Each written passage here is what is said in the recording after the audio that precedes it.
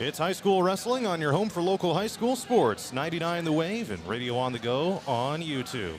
I'm John Mowinkle coming to you tonight from Oppel Gymnasium in Waterloo, where tonight the APGC boys and girls wrestling teams are on the road to Columbus to take on them and Sumner-Fredericksburg in triangulars. Once again, welcome to tonight's broadcast. And back with me for the first time this season is the great Brian Benning. And Benning, glad to have you back for another season of wrestling here with you. Missed an opportunity back in December. We got snowed out on our first try, but great to have you up here in the broadcast booth again. Hey, it's great to be here, John. It's wrestling season. There's a little flurry in the air, and it's a very special day today too. You know, I teach history at the high school, and you mark historical events. Not all of them, but most of them. But it's amazing that today was held in high esteem at Eppington-Parkersburg High School. Why is that? Because I believe it's your birthday, isn't it? That is correct. Hey, happy birthday, JMO. Happy birthday. My first of many 29th birthdays, from what I understand. There you go. Well, yeah, it's going to be a great night. Gosh, there's a lot of guys out here, girls wrestling tonight, and 2 mats, and there should be, if they're not watching it online, they should be, because it's going to be a good night. You bet. Watch us on YouTube, listen to us on the radio, as well as the Radio on the Go app.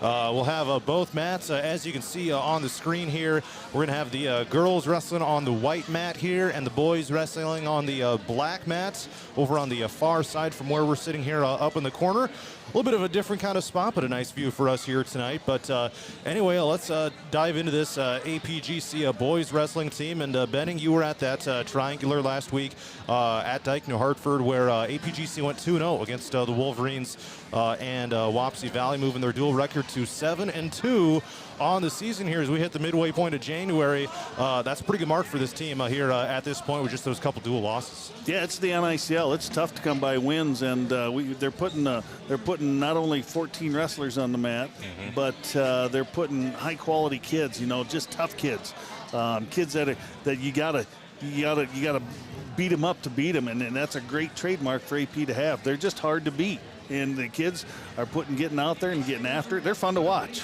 And meanwhile, for the APGC girls, a little bit of a slower season when it comes to the dual record. You know, they wrestled in the Battle of Waterloo right before Christmas, so that was certainly a big one for this APGC program. In girls wrestling at this point, you're not quite as much focused on what you can do in duels at this point. It's more about individually here, at least until you start the state dual meet coming up next season. But, man, this APGC team, it's a growing program, just 2 open weight classes here tonight. Yeah, you know, and they got a couple of hammers in the lineup too, but they have really started to come into their own right now. They went down made the 2-hour trip or whatever it was down to Eddyville-Blakesburg. Oh yeah. And they had Eddyville-Blakesburg is a well-represented wrestling school for the ladies, and we beat them. So, you know, our girls just keep getting better and better, and they're liking it. They're appreciating the finer aspects of it. You know, and it's still a fledgling program, and they're getting beyond the basics. And that's the fun part, when you can tweak some little aspects of grabbing an ankle, and they're grabbing the shoelaces instead of an ankle, and the kids understand what you're talking about. And you can see that happening in the girls program, and that's a lot of fun to see. So we'll have the 2 duels here for APGC tonight for both boys and the girls. They're going to do a rolling schedule, so we'll see how that ends up going. The girls' matches are probably going to go a little faster than the boys, but we will just see. APGC will take on Sumner-Fredericksburg here in both boys and girls starting at 6:15. After that, Sumner-Fred will take on Columbus. We won't have those, but then we'll be back for APGC and Columbus scheduled for 8:15. Probably will be a little bit earlier. So again, APGC girls coming in 2-5 in duels. Sumner-Fred is 8-1. Columbus is 1-16. And on the boys' side, APGC is 7-2. Sumner-Fred is 5-3, and Columbus is 4-14. We're going to take a quick time out. We'll have more coverage coming up in just a moment ahead of our first matches at 6:15. APGC Wrestling is heading your way. You're on 99 The Wave and Radio on the Go on YouTube.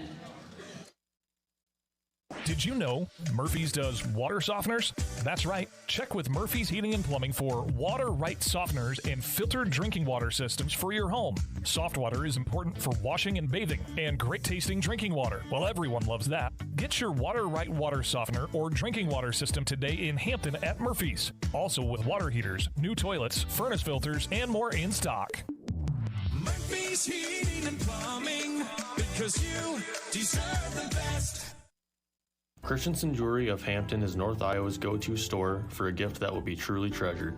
From wedding and engagement rings to a present for someone special, we have over 17,000 pieces of fine jewelry, gemstones, gifts, and decor. Known for quality repair, jewelry and watch restoration, and custom design. Stop in and discover our wonderful store in downtown Hampton, or shop online and have your items shipped right to you. Go to christensenjewelry.com right now and see why people from around the Midwest come to Christensen's. Dumont Telephone Company has been in business for over 120 years. Their 8-person staff has a combined total of over 135 years of experience providing high-quality service to the area. They currently provide broadband and streaming video services to several area communities in Butler and Franklin counties. Dumont Telephone Company is currently investing millions of dollars into the latest technology, fiber to the home, to make sure all rural residents have access to a high-quality broadband and streaming video services. Ready for the adventure of a lifetime? Join the Radio on the Go Travel Club for a summer 2026 cruise to Alaska. Get ready to experience glaciers, wildlife, and breathtaking views that you won't find anywhere else. Here's Derek from Crown Jewel Travel to tell us more. From towering mountains to stunning coastlines, Alaska is the ultimate destination for nature lovers, thrill seekers, and anyone looking to make unforgettable memories. This isn't just a cruise, it's a journey into the wild beauty of the last frontier. Want to learn more and reserve your spot? Contact me at 641-425-8068 for all the details. This is a trip I'm not going to miss, and I'd love to have you there with me.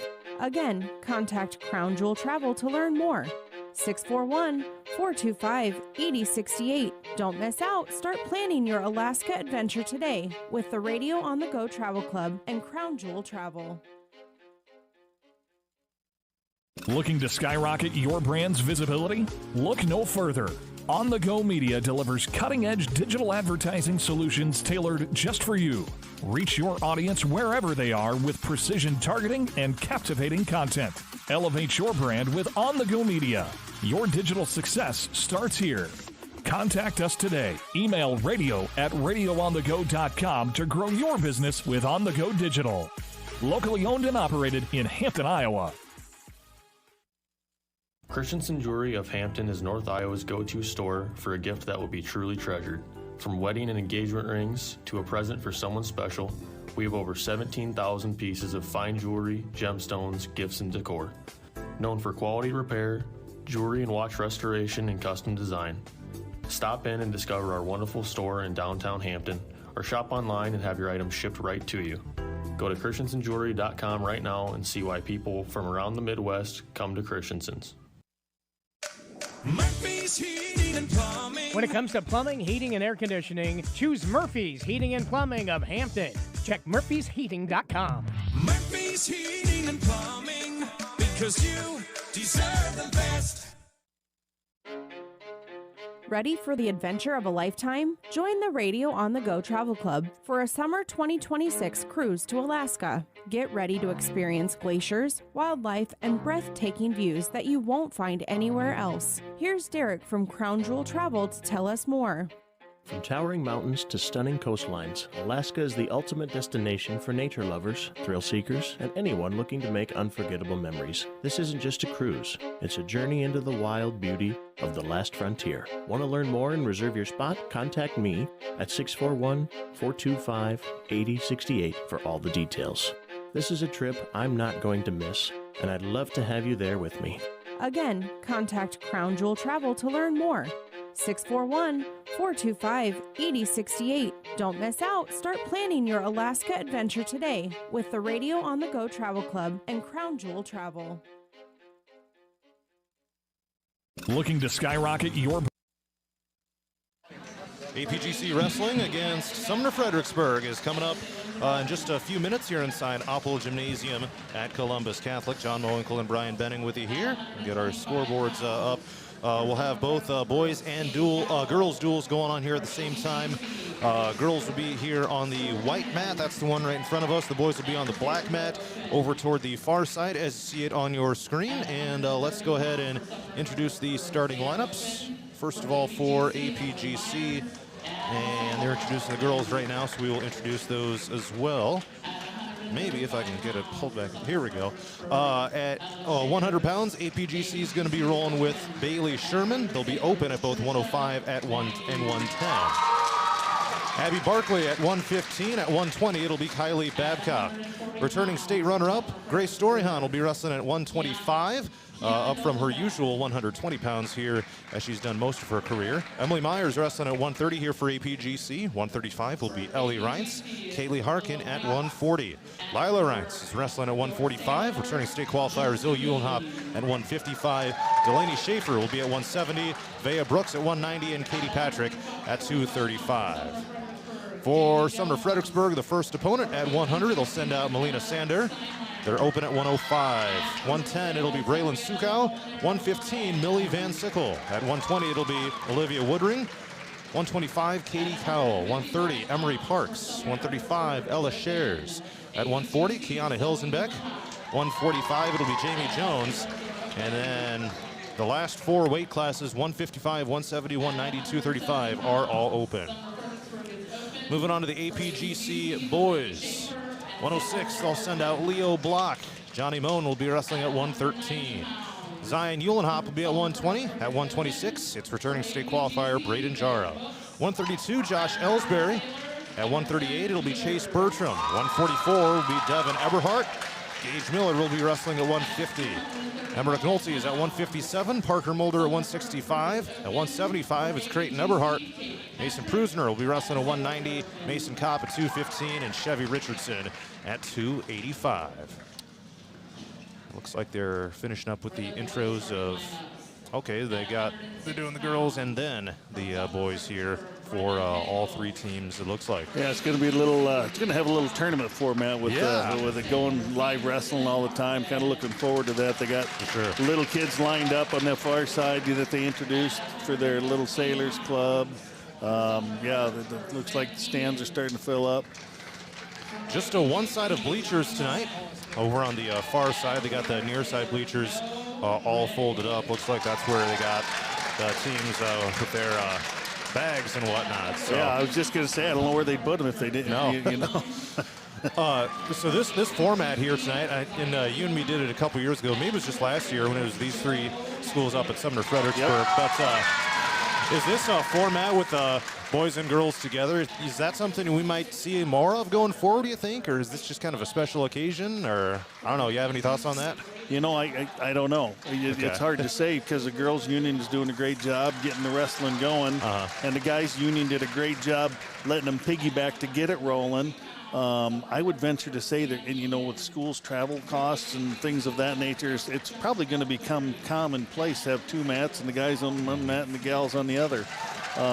You'll get more people in the door for that too. Exactly. Logically, it would make sense from the school, that the travel time, and then more butts in seats here.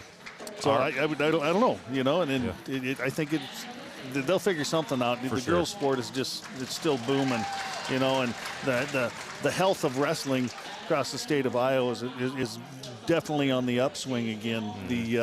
There for a number of years, it was just numbers were down, and that's why we started these double duels and quads and things of that nature. Now it's getting almost to the point where we can go back to just single duels, you know, and that's something, you know, hopefully the conference addresses as well. You know, I know they split the conferences for basketball, but there's 14 wrestling teams, and they got to wrestle everybody, and that takes up some of their dates. It's going to put a little stress on the ADs. They're going to have to. I would like to see them split the conference and wrestle your half, and then they leave your open dates so you can get out and you can see other people. There's nothing wrong with our conference. But the rankings came out and AP's not in it, and they should be in the top 24 teams. And they're not getting the recognition because we stay in our conference. And, you know, and you got to get out and travel like the girls went down to Eddyville that night. It's a long haul, but you got to do that if you want to get recognized because it's coaches voting on the rankings. It's purely subjective, which I don't agree with. But, yeah, hopefully I'd like to see them keep it together. For sure. So we'll get our first matches rolling here in looks like just a few minutes. When it comes to, you know, again, the girls program getting rolling, they added the NICL tournament coming up a week from tomorrow, so we'll have that for you here with Radio on the Go as well. But I guess when it comes to kind of equality, I mean, that's a big thing too with getting that girls tournament finally scheduled here now that girls wrestling is in its fourth season of being sanctioned. Yeah, and it's time. It's finally coming of age, you know. And I remember I was coaching when they were talking about it. You know, do we sanction it? Do we not sanction it? If you sanction it, then the rules come into play, and then this and that. And finally, they just said, "Screw it. We're gonna sanction it and let it happen. Let it be what it's going to be." And it's been excellent ever since. You know, again, they're gonna have to get into the travel costs. But I mean, you go and you get a couple matches. It's not like the other winter sport where you go out and you play one game and come home. I mean, something like this, there's 3 schools here. You can get them all in one night. You can go all the way to Ankeny if you needed to get a duel. I mean, the access nowadays, it's not like it used to be. So you're going to have to travel to get things taken in. All right. And when it comes to, you know, just now we're the kind of the mid-January point of the season. In your former days as a coach, this might be kind of a bigger question, but what were some of the biggest things you hoped you knew about your team, or maybe some of the biggest checkpoints or objectives that you had, you know, around this time of year, mid-January? What kind of comes to mind there? Well, I kind of broke it down into a three-part season. You look at the first before Christmas is kind of like get all the fundamentals in, beat them with fundamentals, you know, get after it. You're going to do every position. You're going to choose down. You're going to have to get away. And then after after Christmas, the second part of the season, you're kind of gearing up. Your aiming point is that conference tournament. It's always a good checkpoint. It's kind of like the tape dispenser. You pull off one piece, boom, that one's done. You put that on the wall. Second one, you pull it out, you put it up there. That's your mark right there. So you're really getting dialed in. So now if the kid can't get away, or if his best shot is a single, you're really spending time working on that. And then the last part of the season is a postseason. That next tape dispenser spot is the sectional tournament back in the day, but it's districts now. You're really focusing on yourselves. And, you know, I guess I was always one of those, we needed to be the best we could be. The other guy's going to be the best they can be, and then we're going to go. I know a lot of coaches get caught up in, well, we got to beat this guy, we got to do this, we got to do that. You know what? In my world, say what you want, right, wrong, or indifferent. We got to be the best we can be. Mm-hmm. And so you're going to prepare yourself, and you're going to be able to shoot, you're going to be able to do this, and you're going to be able to do that. And you're going to stay away from that position. Yeah. You know, you're going to capitalize where you're good and try to stay out of the ones where you're bad. Mm-hmm. So it's that whole 3-part season. You're going to kind of take that tweezers and pick this piece. I'm going to put it here, and I'm going to put it there. And then the two things that are going to come together for your success. It's very individualized. I mean, every type of body type, every size, shape, ability level, you know, just wrestling level experience. I mean, there's so many things that go into each and every kid that you got to have the basics, and then you got to dial them in the second half, and then that third part of the season is all about who you are. Mm-hmm. And that's the focus you take, and that's the focus you want in on it. And, hey, what do we got here? That looks like a JV match going down there. Looks like we got a JV match going on to the black mat here. Let's see what we got. Should be varsity girls. I don't think there's any JV girls going on. Looks like the ref is ready here over on this white mat. I believe I heard in the when the official got everyone together that they were going to be starting at the lower weights for each of the duels here tonight. So that's definitely, those guys definitely aren't 106 over there. No. Oh, AP's got a nice half, deep half. Keep that arm, keep that arm. Settle in, chest to chest. Get off your knees. Head up, arch your back. There it is. All right. Nice job. They got Hudson Ammons. Yep, Ammons. Hudson Ammons, and then it looks like they got Jackson Huseman against Brecken McCormick for another JV match on the boys' side. as soon as we get rolling here at 106, it'll be Leo Block and Brendan Pagel. And actually, that's what they got going on here on the white mat.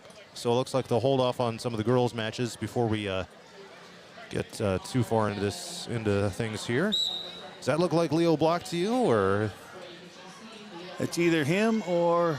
No, it is him. So looks like we're underway here at 106. Leo Block of APGC, Brennan Pagel of Sumner-Fredericksburg here on the white mats.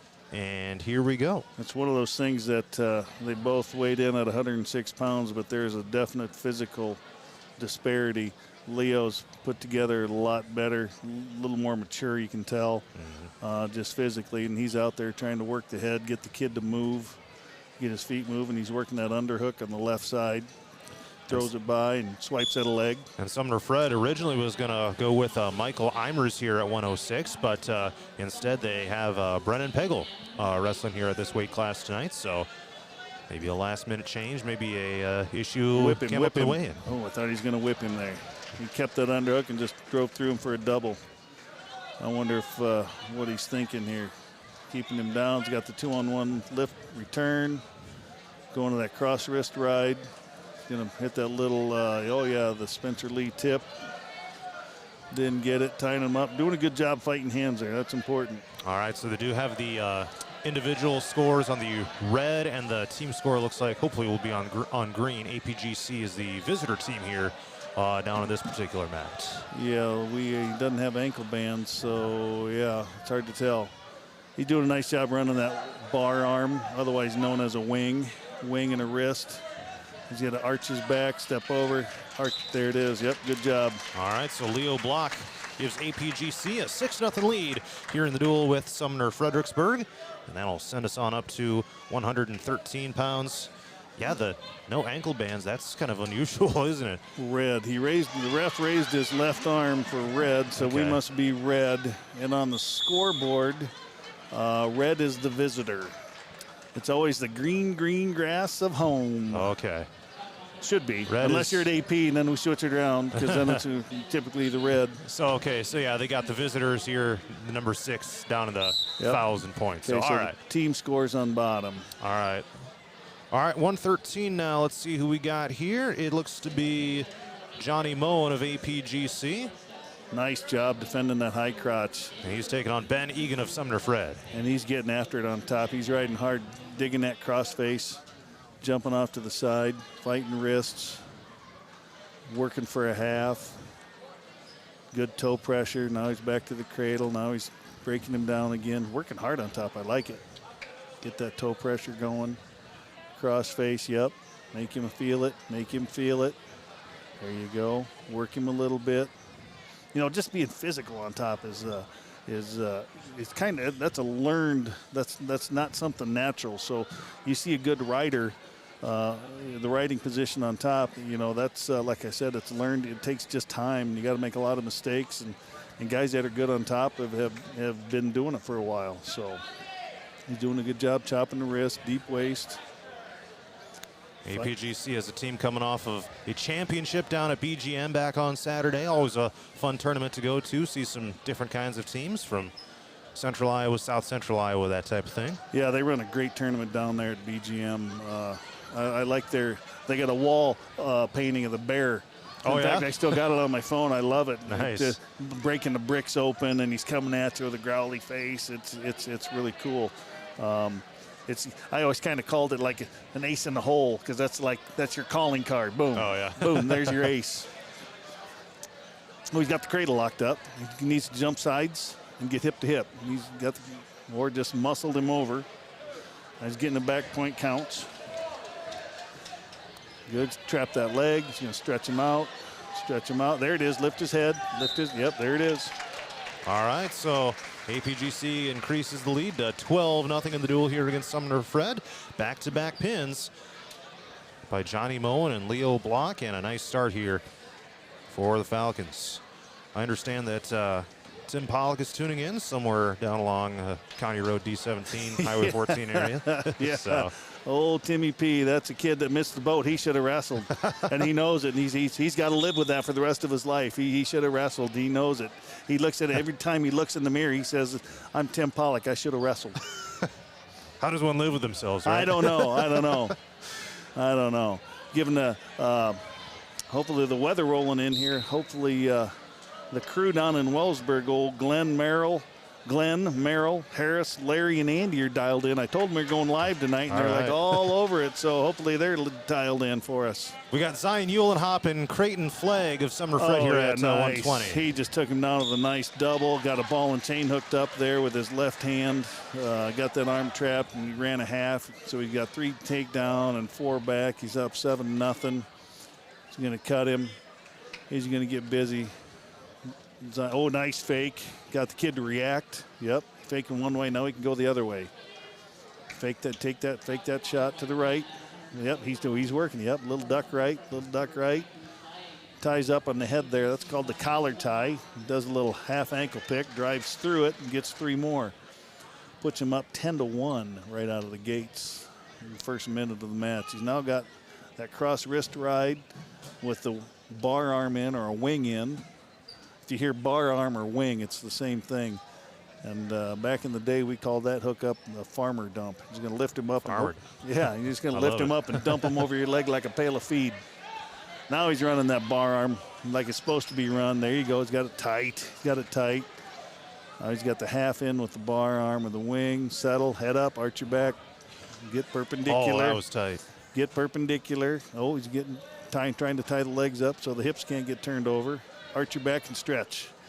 Pull his head away from his body. There it is. Pull that head away from the body. There it is. Nice.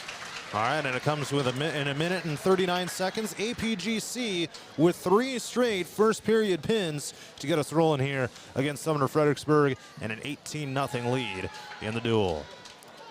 Finishing up with JV matches over on the other mat as well. That'll set us up to 126. Hoosman's being the aggressor down there. I like it. Walking at him, pushing him around, and snapped him down and spun around for 3. Here comes Braden Jara. Just a 1-4 record on the season, so kind of getting back into action here. Looking to make a back-to-back trip to the state tournament after making it 113 last year in his freshman campaign. Yeah, he's got a lot of spunk to him, and he's just a hard kid to wrestle because you can't finish anything on him. And hats off to him because, that's just saying you're not going to get it. That's just being mentally tough. And, his matches, they wrestled Jessup down in Grundy. That kid was pretty darn tough. I mean, the whole Jessup squad, they're ranked number 2 in the state. Put up a heck of a fight. But he's just got to find his groove again, getting back on the mat, getting in the swing of things. Gave up a takedown here. Doing a good job. His opponent is Zach Willems here of Sumner-Fred, which leads 3-0 here. Minute 20 seconds left in the first period. Yeah, he's doing a good job of tying up the leg while he's fighting the hands, too. Oh, there, now he's just come out the back door. He's too high. Grab his head. If you grab his head, circle left. Grab his head, circle left. Grab his head, right hand. Oh, dang it. I had a chance there. See what I mean? That's what he's just hard to get anything on because it's got to be 45, Mr. Official. That's there. See, look at that worminess. Look at that. Yeah. Gosh, dang. Gave up 3 back points. All right, so that'll be a 6-0 lead now for Willems of Sumner-Fred. He does a nice job. He's down 6-0. Down, you can't get your knickers in a twist here. Don't get all riled up because you're down 6-0 in today's wrestling meet. Escaping a takedown and it's 6-4. That's right. So you just kind of keep in there and keep doing what you're doing. I'd like to see him. He's doing a good job fighting hands. It's a tough time. When you hear tough time from coaches, that usually means there's a short amount of time left in the period, and you train that way. When you're in the wrestling room, you're training, and you holler tough time. It's like, boom, go hard. Just cut it loose because something's going to happen. You want something to happen. There he grabs the head. Tripod, grab the head, pull him down and just pin him. Yep, pin him. Keep hipping in. Keep hipping. Now keep spinning. Keep scooting. Scoot. Switch butt cheeks. Switch cheeks on the butt. Oh, and time runs out. Good scramble. All right, so it'll stay 6-0 in favor of Willems here as we go to the second period in this 126-pound match. APGC leading the duel 18-0 with 3 first period pins.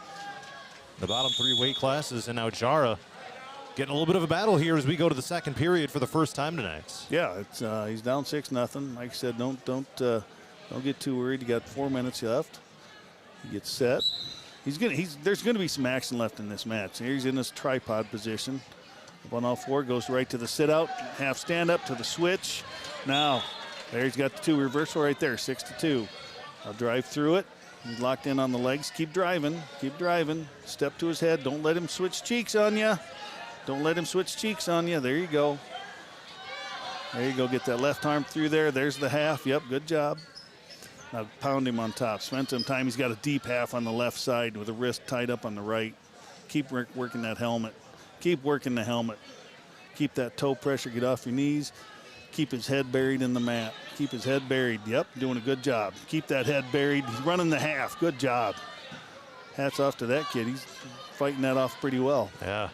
Yeah, the Sumner-Fred wrestler, he's just kind of staying on all fours. It's kind of tough to get him turned over here at this point. Yeah, you know, Sumner-Freddy's been just tough through the years. Oh, Jeff Meyer does a great job.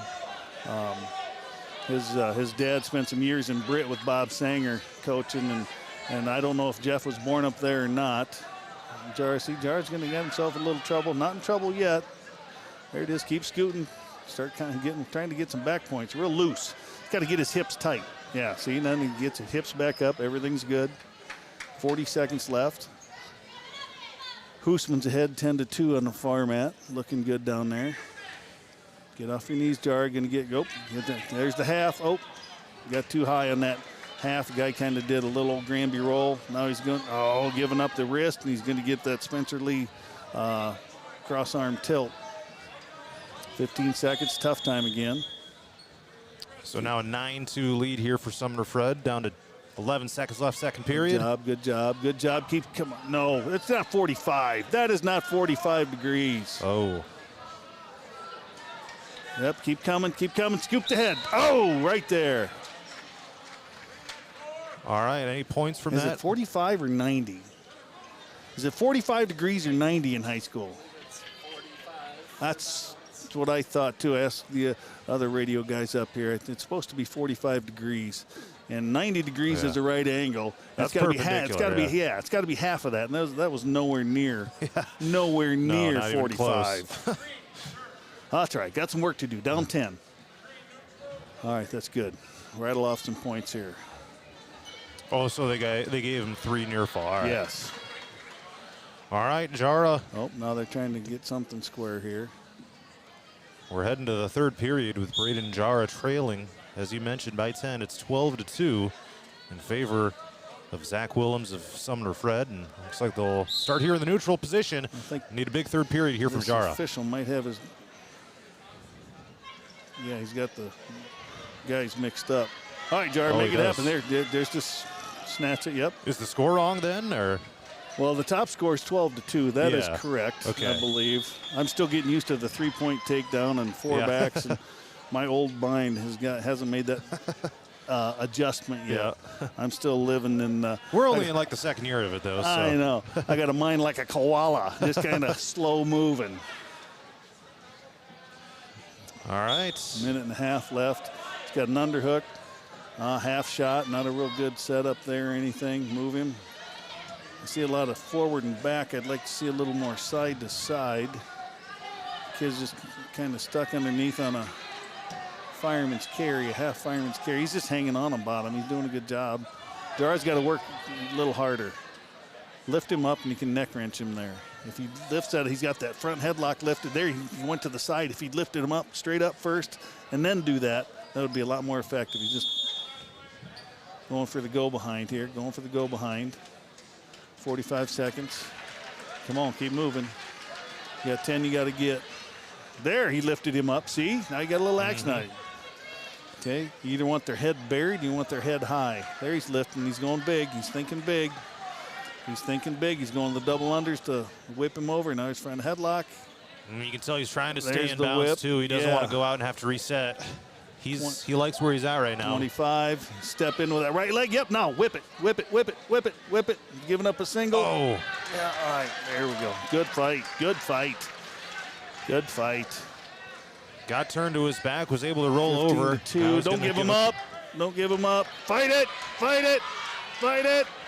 3 seconds. Come on. Attaboy. All right.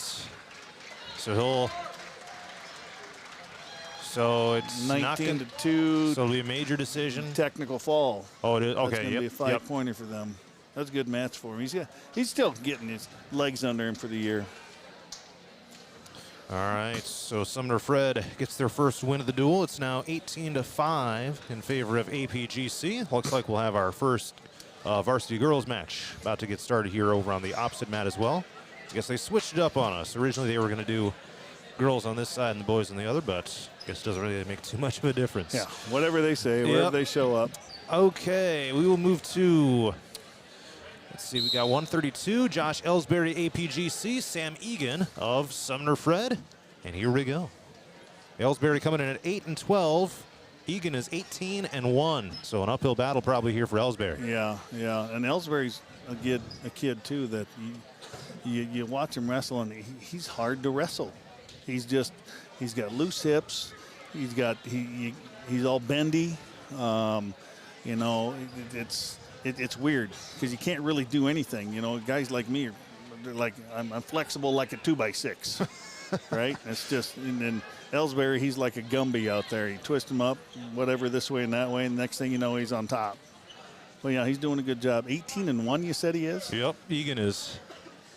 He's obviously got some seasoning to him. If he's 18-1, Sumner's got a same schedule we do, and they get that Northeast Iowa as well.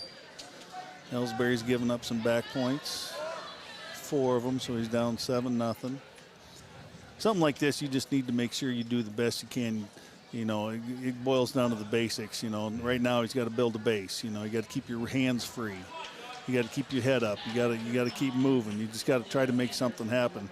And you know, again, boils down to you saw those little kids walking in, and the same thing they're teaching them is the same repetitions that the high school. I stopped in at UNI's wrestling practice on the way here today. Watch them practice. They're doing the same thing. They're doing the same shadow wrestling. They're doing the same half Nelsons. They're doing the same setups. It's just a little more technical, you know, the set and how you get there. But they're still doing the fundamental things. You know, there's the gosh, I read Jackie Chan's quote. He's got a great quote. He said, "I fear not the man that practices 10,000 kicks one time. I fear the man that practices one kick 10,000 times." Makes a lot of sense, you know. Definitely. And to me, that's just get better at the basics. Get better at do what you do. And that's what Joel Ryans was telling me. I was talking to him a little bit last week. He was like, if you could find that one thing that, you know, you get yourself in trouble, you got that one thing, that one move that you know you can hit if you're in trouble, you know, that'll get you a long ways. So we're going to have our first girls match. APGC was open at 100, actually, so Sumner-Fred takes a 6-0 lead, and this is now 115. It's Abby Barkley, APGC, Braylon Suko of Sumner-Fred. Suko, that's another classic name up there. It is. Johnny Moan doing a nice job breaking him down. Guys just got too much seasoning for Ellsbury. All right, girls match. Dial in on. Come on, Ellsbury. There was a double forfeit, by the way, at both 105 and 110. So just an FYI on that. See, there you go. I mean, that kid's good enough. He probably should have pinned Ellsbury, but Ellsbury's got that fight to him. You're not going to pin him. That's awesome.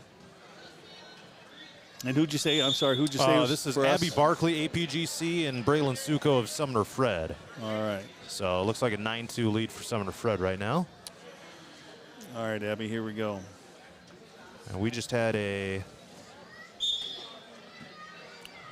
tech fall here with for Egan of Sumner-Fred over Ellsbury of APGC, and Sumner-Fred gets within 18-10. Should be 18-10. Looks like you got Bertram coming out. All right, Abby, fight it. Look away from that pressure.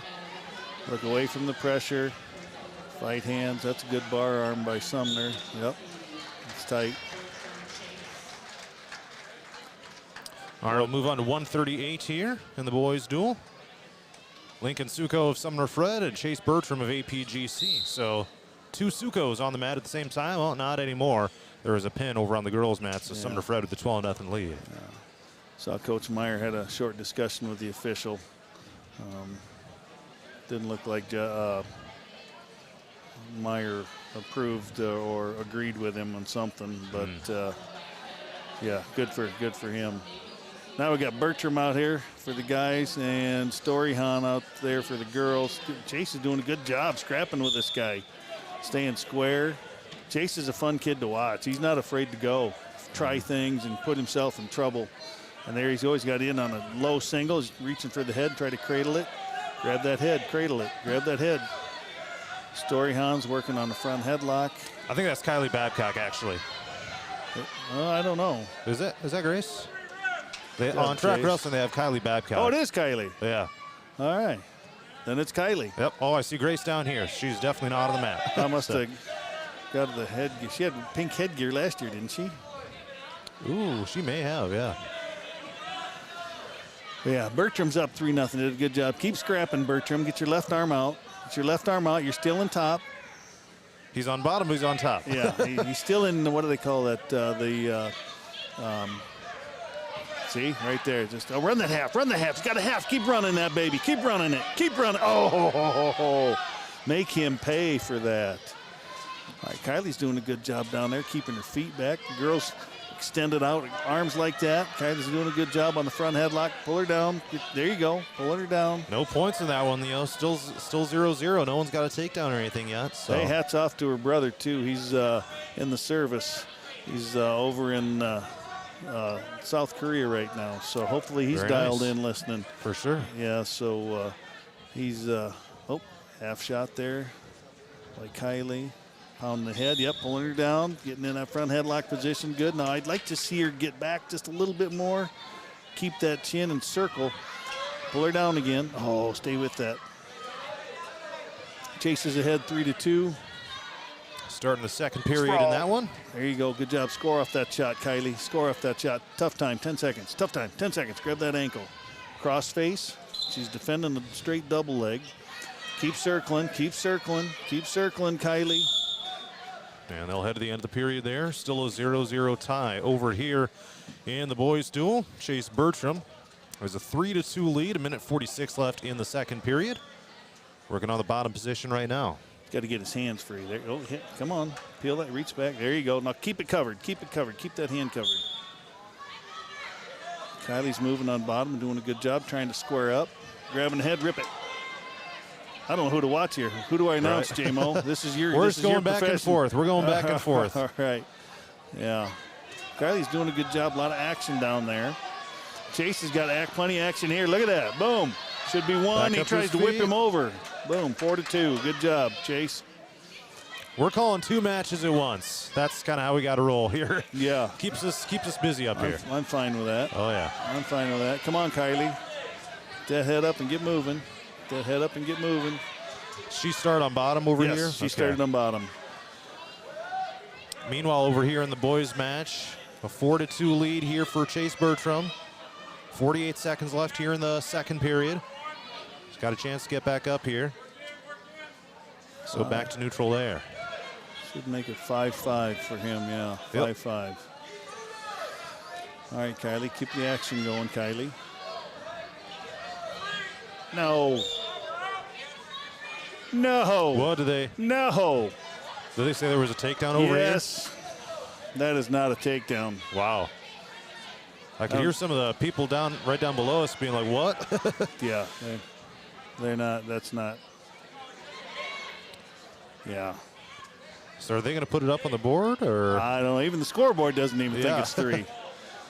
All right, here comes the ref to talk to Joel Ryans. Meanwhile, over in the girls' match here, Babcock trying to get an escape. Come on, you got a tough time here, Kylie.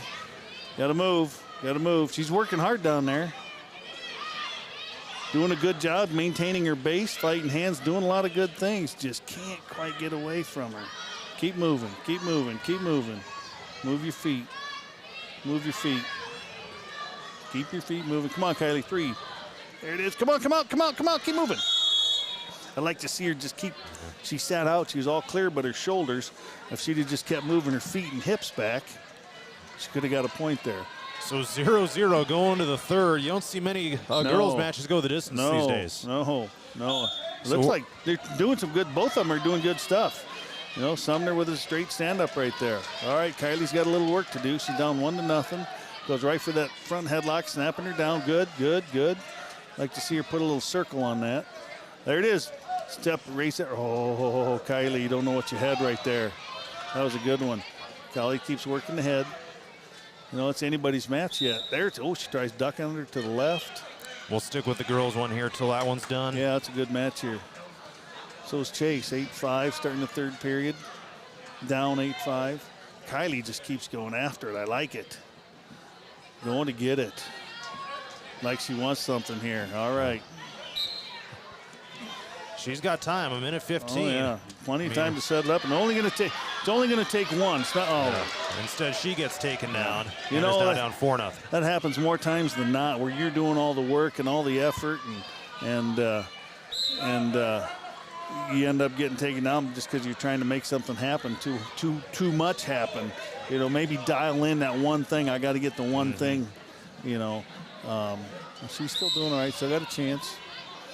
Reversal and back points. You know, even 2 back points, tie it up, take it to OT. Yeah, that's all it takes. Yeah, she's got the head. Rip it down. Rip that head down. Meanwhile, Bertram trailing 9-5, 90 seconds left, third period of that one. That's on the white mat here right in front of us.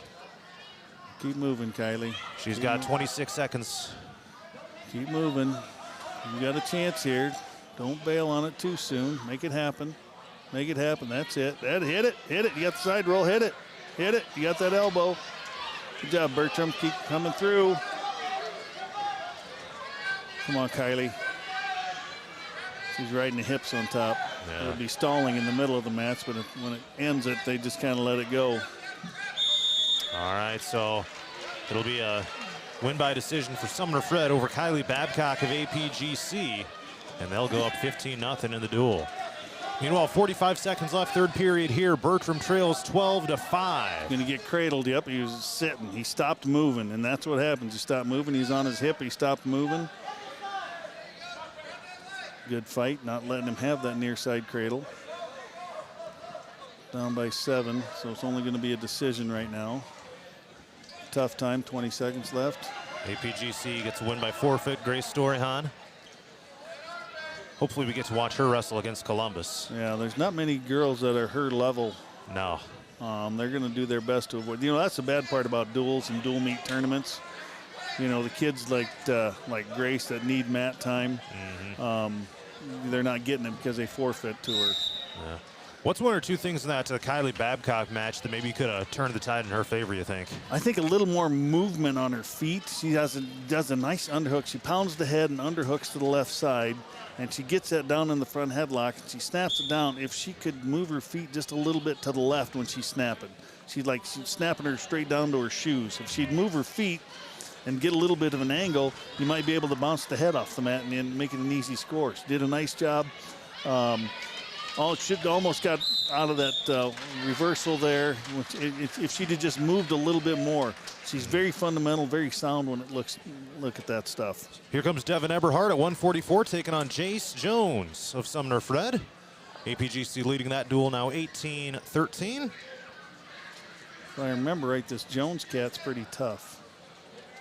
I get his record. Eberhardt's pretty darn good too. Keep running, in on a double, keep running. Eberhardt 10-3, Jones 20-4. Yeah, this will be a good match. He's in on nice on a double. Kept running. I would have liked that. All right, Eberhardt, make this happen here. Meanwhile, in the girls' duel, it's now 21-6 in favor of Sumner-Fred. There was another forfeit over there. Straight double out of Eberhardt. Keep running, keep running, keep running, keep running. Yes, see? Just kept the pressure on. Just kept driving through that double. Now he's in on the top. He's got a half going. He's got that crotch ride with the left hand. Sumner stands up with a lift. Good mat return. Sumner gets away. That's right. Eberhardt just kind of let him get there and then go from there. He leads 3-1. We got some more forfeits going on here in the girls' duel. Yeah, you're going to lose track of the score real quick. Track Wrestling says that there was a 1-second pin for Kaden Scowell over Emily Myers. I'm not quite sure that's physically possible, but I've seen 8 seconds, about as quick as the quickest one I've ever seen. Eberhardt's giving up on a high crotch. Don't get in trouble there. There's the takedown. He's gonna look away. He's loose enough. Yep. It's all right. 10 seconds left. Like, see him get this back. 10 seconds left. That half is tight though. burning him up a little bit. You got that wrist. And that's the period. Eberhardt's behind 4-3, end of the first period. All right, still anyone's match there. Lila Reince against Kiana Hilsenbeck over at 140 with a 27-6 lead for Sumner-Fred in the duel. That was a nice shot. Ooh, Reince gets taken down. Not yet. Not yet. Oh. Keep fighting. Yeah, Spoke too soon. That's what I'm talking about, brother. Right there. Keep fighting. Put the foot down. There it is. Yes, put it down. See, just put that foot down. It's that simple, J-Mo. All right, Eberhardt, back to you. Starting the second period of that one, Eberhardt trailing 4-3. Sumner stands up, just cuts away. Eberhardt kind of lets him go. All right, let's get some action going. Get your feet moving. Hands and feet moving. There it is. Hands go. Yep. Half shot to the right. Sweep single. There's a good double leg straight away. Keep driving. Keep driving. Keep driving. Get your head off the mat. Yep. Keep driving. Keep driving. You're in on a double. Cut it to a single. Lock your hands. He's in on a carry. Lila Reince just in gets pinning whipped position. over. Lila Reince gets a pin Nice, for APGC. Reince. Good job, Reince. Got her cradled, shoulders to the mat, and that was it. Finito. Squished her like a tomato. APGC now back to within 27-12 in the girls' duel. Should be 12-4 till 12-3. All right, Eberhardt's got some work to do. Who we got here? Oh, hands, Eberhardt. Got to clear your hands. At 145 in the girls' duel, McKenna Steinmeier, Scoop. APGC, Scoop. Jamie Jones of Sumner-Fred. That's at 145. Like to see a little more pop out of Eberhardt's switch attempt. Kind of half-hearted switch. Now he got caught in that, and the kid's good enough to just step over the switch. He's down 12-3. It'll be 16-3 here. He's holding 4. Holding 4. He does not look like he's having a good time right now. No, I would agree. Been there. That's not a lot of fun. And that's you got to dig your heels in and try to travel. Your hips will go. If you keep digging your heels into the mat like you're walking, you keep reaching, just use your heels and walk. Drive your heels into the mat. If he can hang on for 5 seconds here. Damn it. Oh. So it's going to be a win by fall for Sumner-Fred in that particular match against Devin Eberhardt. And Jace Jones gets the victory, and it's now, looks like Sumner-Fred is going to take the 19-18 lead in the duel with APGC. So it's going to be a tight one coming down the stretch here, it looks like. Yes, it is. Zoe Uhlenhop is going to get a win by forfeit. So two of APGC's better girls wrestlers do not get to wrestle here in the opening match, or in the opening duel, I should say. All right, let's move on to 150. Yeah, we are at 150. Gage Miller and Ryder Larson. Here we go. Good match here for Gage. APGC girls now trail 33-18 after all those score changes. We'll get it back. Yeah. We'll get some back in this. But yeah, Gage is pretty solid here. Good hard working kid. Pretty smooth in what he does. Looks like he's got the wrist ride. The going for the hammer lock, trying to put that hand on their back, trying to sink that. Oh, kid arm drags out of it. Don't see that every day. I'm not sure you can teach that. It's kind of one of those feel things. You just kind of got to have it, huh? Yeah. I mean, you got to know the arm drag, and just got it's a feel. Oh, nice. In on a straight double, drops him to his hip. Don't let him roll around, Gage. There's that leg hook. You called 3 earlier because the leg was hooked. Ooh. You called 3 earlier because the leg was hooked. I got to quit that. And this is a guy Sorry, radio listeners. This is a guy that last year wrestled only like the last regular season and in the state qualifying meets. I mean, he had a bad wheel all year. Looks like he's into the swing of things here, feeling comfortable what he does. APGC is going to end up winning the girls' duel 36-33 after a whole bunch of forfeits at the very end. Yep. So there we go. Gage cuts him and makes a nice little fireman's carry move. Now he's on top, 9-2. Gonna cut him, 9-3. Hits him with a carry. So you'd like to see him finish it to the back. he's pretty content getting just 3 points. I'd like to see him get a little greedy. It's that time of year, get greedy, because I'll tell you what, even if you get a 2 count, 5-0 makes a world of difference compared to 3-0. Any type of bonus points that you can get, then you're talking about the team bonus points as well. It's still a great first period, leading 12-3. Chance to possibly end it earlier, too. And looking good doing it. What do we got there? Oh, a little blood time. Somebody's bleeding. So just to kind of wrap up the girls' duel here, APGC ends up winning 36-33 because they had 4 straight wins by forfeit at the very end at 155 on up. So, hey, that's part of it, man. Yeah, it's not our fault they can't fill the lineup. I've been there. You can't fill the lineup. You try to win as many as you can, but the team that doesn't have to wrestle still wins. That's how it goes, and that's again, that's not our fault. Maybe not the most satisfying win, but no, you take it. Yeah, you take it, and that's all part of it. That's going to get them somewhere too when they establish the duels they're talking about here coming up. Yeah, starting next year. Is that what it's going to be? Late January 2027. So. Oh yeah, Gage with a nice takedown, bar arm. See, now he's getting greedy. Pull that right elbow down. Pinch your elbows together. Pinch his elbows together. There it is. All right, APGC takes the lead back in the duel. It'll be 24-19 after Gage Miller gets a second period pin. And that'll move us up to 157. Walks off the mat like the honky-tonk man. The honky-tonk man. Everything under control, baby. All right. Wyant coming out. And with all 3 boys teams here tonight, every single weight class is going to be filled. So you don't often see that. No. In a triangular, that's pretty rare these days. Hats off to the coaching staffs and the schools for, the kids getting out and doing it, because it's not an easy sport. You take this sport home with you. It's not like when practice is done, I go home and it's over.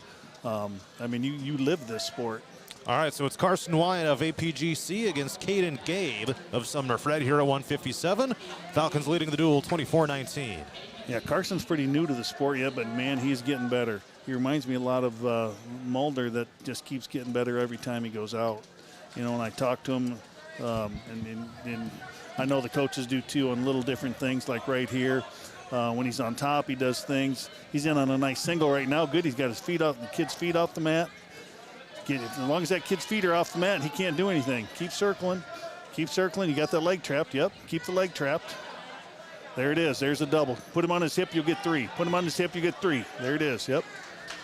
Yeah, they got us standing up here too. I like it. I get a little more animated. That's right. If I sit in that chair, I feel confined. We should get one of those booth cams just on us the whole time. I need a screen like forward pressure. He's got the leg in. Go forward with it. Go forward with it. Go forward with it. Go forward with it. Scoop the head. That's all right. Go forward with it. Grab his ankle. Right hand to his ankle. Right hand to his ankle. Oh, he's got that arm trapped. He's still got it. Pressure forward. Pressure forward. Kick over. Kick over. He'll roll right to it. Keep digging that arm. Get that back foot. He's got a boot in, they call that. When you put a leg in, he's got that. He's got the arm. It's actually a cross body ride. There's a good cross face. Dig that cross face. Yes! Dig that cross face. Oh, I got 2. That's not back points, folks. I'm sorry. But I'll take it this time. Now we got 2 points, back points. Nice job. 5-0. Slips the boot back in. Good job, Carson. All right. So we will head to the second period in this one. Looks like they're going to wait a while. Probably have to wait for the time limits for the second girls' duel between Columbus and Sumner-Fred. Yeah, I think they cut that wait time. Used to be 45 minutes. Boy, that was a pain in the butt. Yeah. Fans didn't like it. Kids didn't like it. Coaches didn't like it. If we trained the way that they wanted us to wrestle like that, you'd wrestle 6 minutes and you'd have to wait 45 in the practice room. Hey, good practice. That's just not realistic. No, not realistic at all. All right, so a 5-0 lead here for Wyant of APGC as we get rolling in the second here at 157. All right, so now Sumner's got a boot in on Carson. See if Carson can defend what he's good at. Nothing there. Still fighting it. Kid's hip is down. He's got to stay right there. There you go. Good. Now move. Don't sit there. He's going to bring it again. Sit out. Yeah, there you go. Defending They're good. what is good. Good. Cut away. Just cut away. Nice job, Carson. Lead 6-0 now. Got that underhook on the left hand. All right, now you're up 6-0. Just be smart in what you do. Good underhook. That's a good underhook. Circle to it. Step right. Circle left. Step right. Circle left.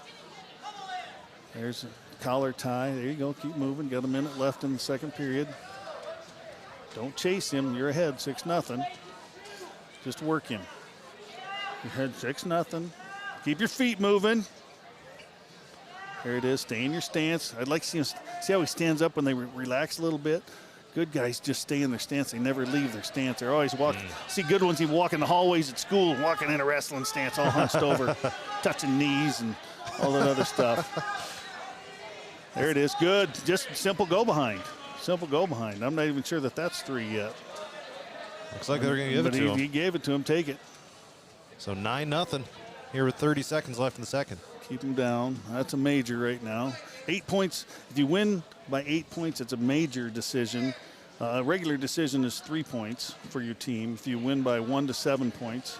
If you beat your guy by 8 or 8 to 14 points, that's a major decision, and your team gets 14 points.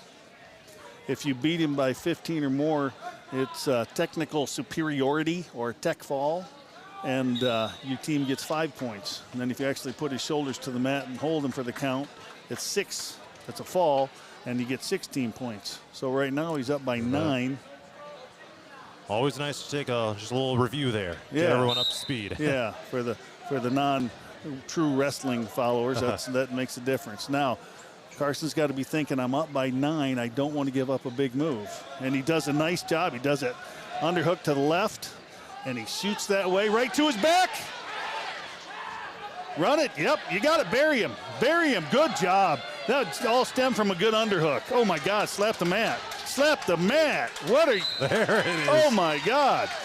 Somebody had to put a letter in the mailbox and send it to him. Would have got there sooner. Goodness gracious. All right. So that comes in 4 minutes and 27 seconds. That third period pin. Carson Wyan of APGC. Nice job. That was a good shot. He went out, stayed fundamental, put the legs in, got back points, did that underhook, high cross to a double right to his back. Pin. Boom. It's that simple, J-Mo. That's that simple. So 30 to 19 is the lead now for APGC as we move on to 165. Nolte coming out. So he was listed at 157, but they're changing the order here a little bit. All right, let's see who his opponent will be. Dylan Hunt of Sumner-Fred. Put together pretty well, too. Good-looking wrestlers. Hunt is 6-7 on the year. Nolte is 13-7. 6-7. All right, here we go. You have any high schoolers that make a big deal over that these days? The whole 6-7 business? You know, I think they do. I don't know. It's kind of hard. It's kind of hard to pay attention to it, really, because it doesn't have any meaning. Right. From my understanding, it's just numbers. Yeah, it's just something dumb like that. Yeah. But if there's meaning, then we'd have to, as in the role I'm in, you'd have to pay attention. All right, I kind of like this match. Being physical, getting physical. Keep fighting. Oh, bailed too soon. Nothing yet. There it is. All right. Locked hands, maybe. Nolte did a nice job fighting. They're pounding each other's heads, fighting wrists. Nolte's back to his feet, doing a good job moving. Keep moving. Keep moving. Landed in a good position. Right back up to the base. That guy's going to lock his hands yet. I'm calling it. There it is. Nolte, good job fighting hands. Stand up, stepped away. All right, so that'll get him an escape. Now down 3-1. 45 seconds left in the first. I'd like to see him get a shot off here. Keeps working the hands, wrists. It's all good.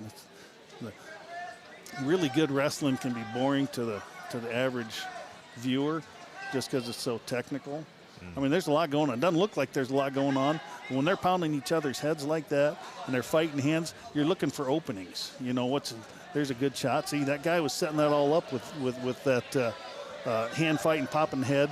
And he felt that opening. Nolte's got him in a front headlock, going for the inner side cradle. Got it locked up. Takedown. Dang, I wish we locked his hands. That's good job. Good job, Emmerich. Nice time. Got it happen in tough time. End the period on top. Yes, good job.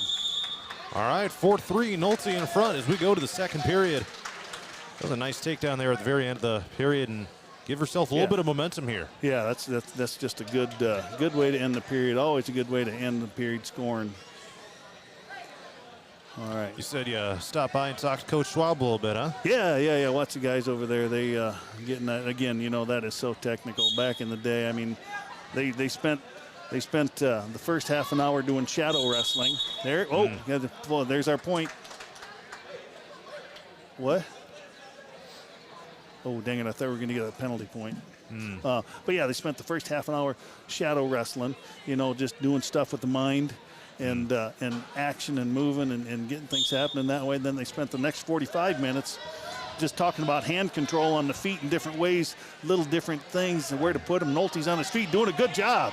Got a stalling call and a point. Good job. He's in that same front headlock, head in the hole. Good front headlock. Get the right elbow high. He's got to get his right. Don't let that guy. There it is. Lock him up. He's got that near side cradle locked up. Dumped him over. Got the takedown. A reversal. Oh, stay with it. Just bulldoze him. Good job. Yeah, he was close. He almost had something there. Yeah, that's twice. He's going to get that yet. So 6-3, Nolte's in front now. Minute 20 left in the second.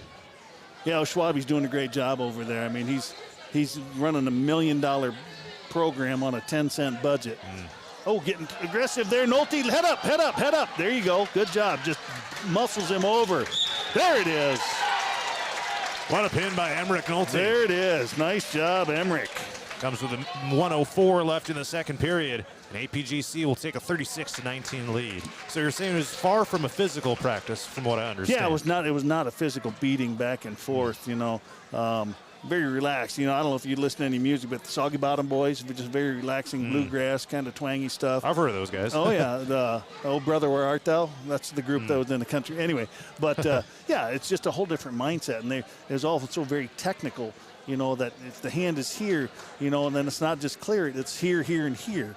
It's like it's like three things at once, all off of hand control this side, and then it's three things over here off of this. It's this, that, and the other, you know, and it's just one after the other, and it's so technical. So it may not look like much is going on, but they work it, and that's all good stuff.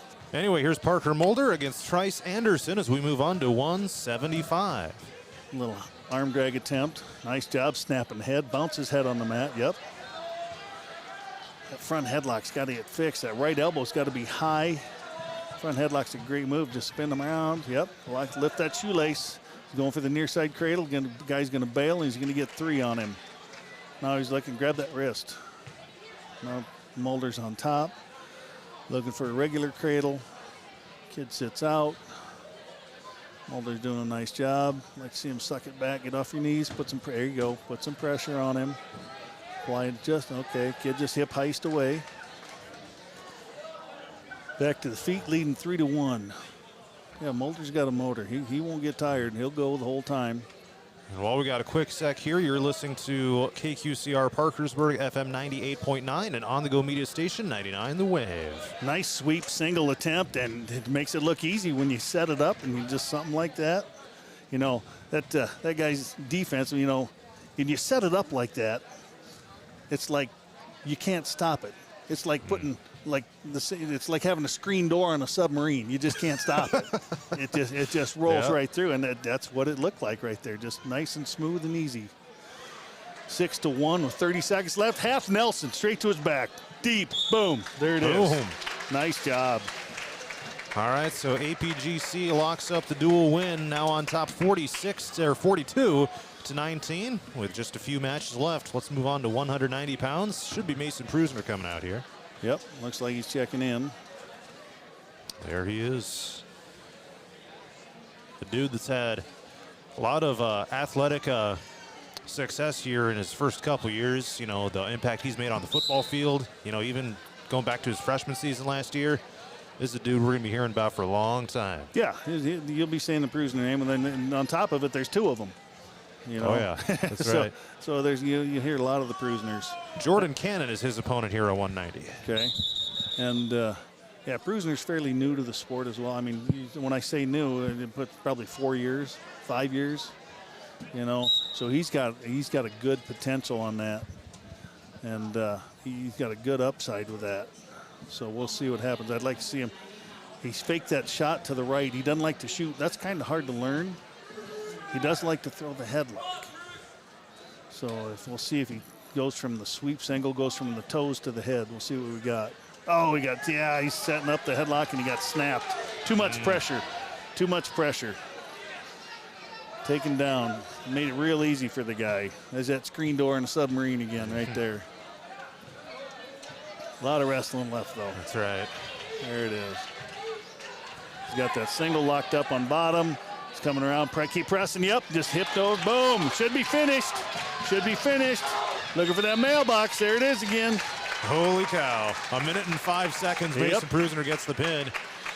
What'd you like about how he was able to kind of turn that match around after, he kind of got himself in a little bit of trouble going a little too low there? That's that whole thing again. Don't get your knickers in a bunch. Just relax. There's a lot of matches left. You're only down 3. You're going to score a lot of points. What I liked right there was he's starting to feel wrestling. He had that pressure. And last year we'd have been hollering for him to hip into him and bump, just give him that pressure. This year he's got that pressure. So, he's feeling it, and that's a good thing. Athletes will do that. Here comes Mason Kopp taking on Jamison Elliott of Sumner-Fred at 2:15. Snaps his head down, bunches him up, and just basically goes around him here. Physical difference here. Mason's a little more defined. Get your head up. Just do it right now. If you're in this situation, just run a half. Stay fundamental. There you go. Drive it over. Drive it over. There you got the arm trap. Yep, head up, arch your back. That's a deep half in the wrist right there. Good job. Puts it away. That just took 31 seconds for Mason Kopp to polish that thing off. Yeah, that's pretty solid. You're looking at two-time state qualifier right now, and he's only a junior, so that's a feather in his hat as well. I'll move his record to 15-1 on the year after the win by fall by Mason Kopp. All right, this will be our last match of our first round of action tonight. Out comes Chevy Richardson. And a heck of a story for this guy. He finally getting his chance at varsity here in his senior season. He's followed some pretty solid dudes here throughout his career. Guys like Trent Cakerice, guys like that. But and Colby Muller before that, and Nolan Freeman before that. So he's had some good people to look up to, and he's making the most of it. That's for sure.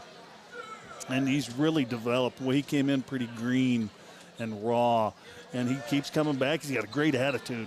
He loves coming to practice. He loves being with the guys. He like you said, he likes being in the wrestling room, working with the guys. Doing a good job, heavyweight, pounding the head. 11-6 is his record this year so far. By the way, Eli Nito is his opponent here for Sumner-Fred. Well, heavyweights tend to be a little different. There's not a lot of mat wrestling.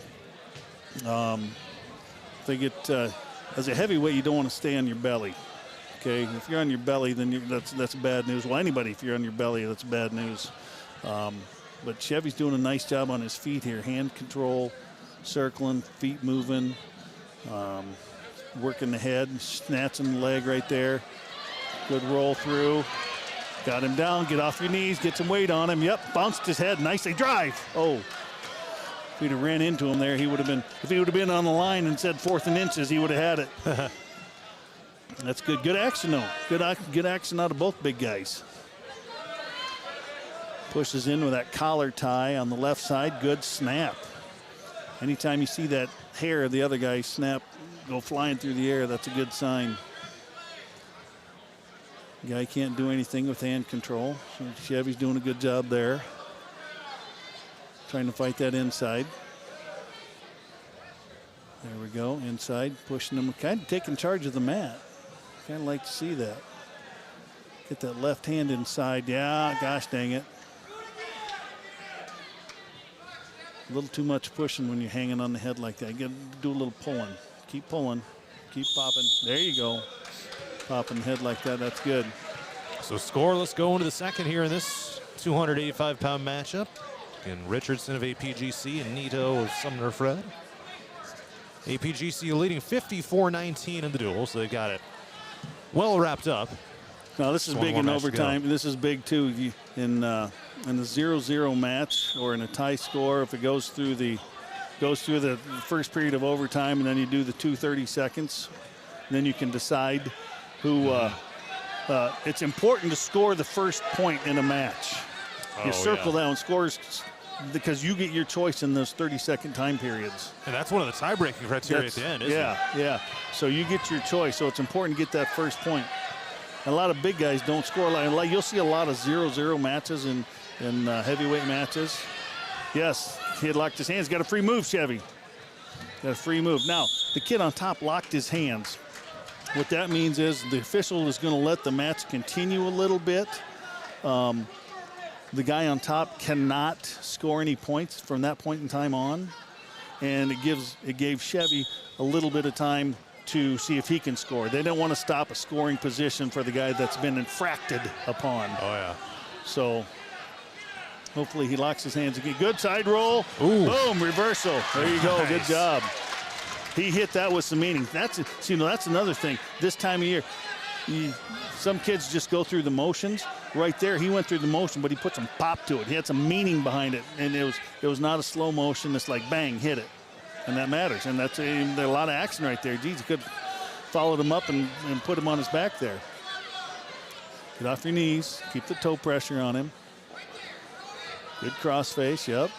Stay on him. 45 seconds. Keep working that cross face. Keep working that cross face. Yep. Keep digging it. Good pressure. Driving his feet in like that. Good job. There it is. Work a power half now. Cross face or power half. What do we got? Stalling. Red? No. They got it on Richardson. Yeah, I disagree. He was not covering the hips. All the guy had to do was put a knee to the side.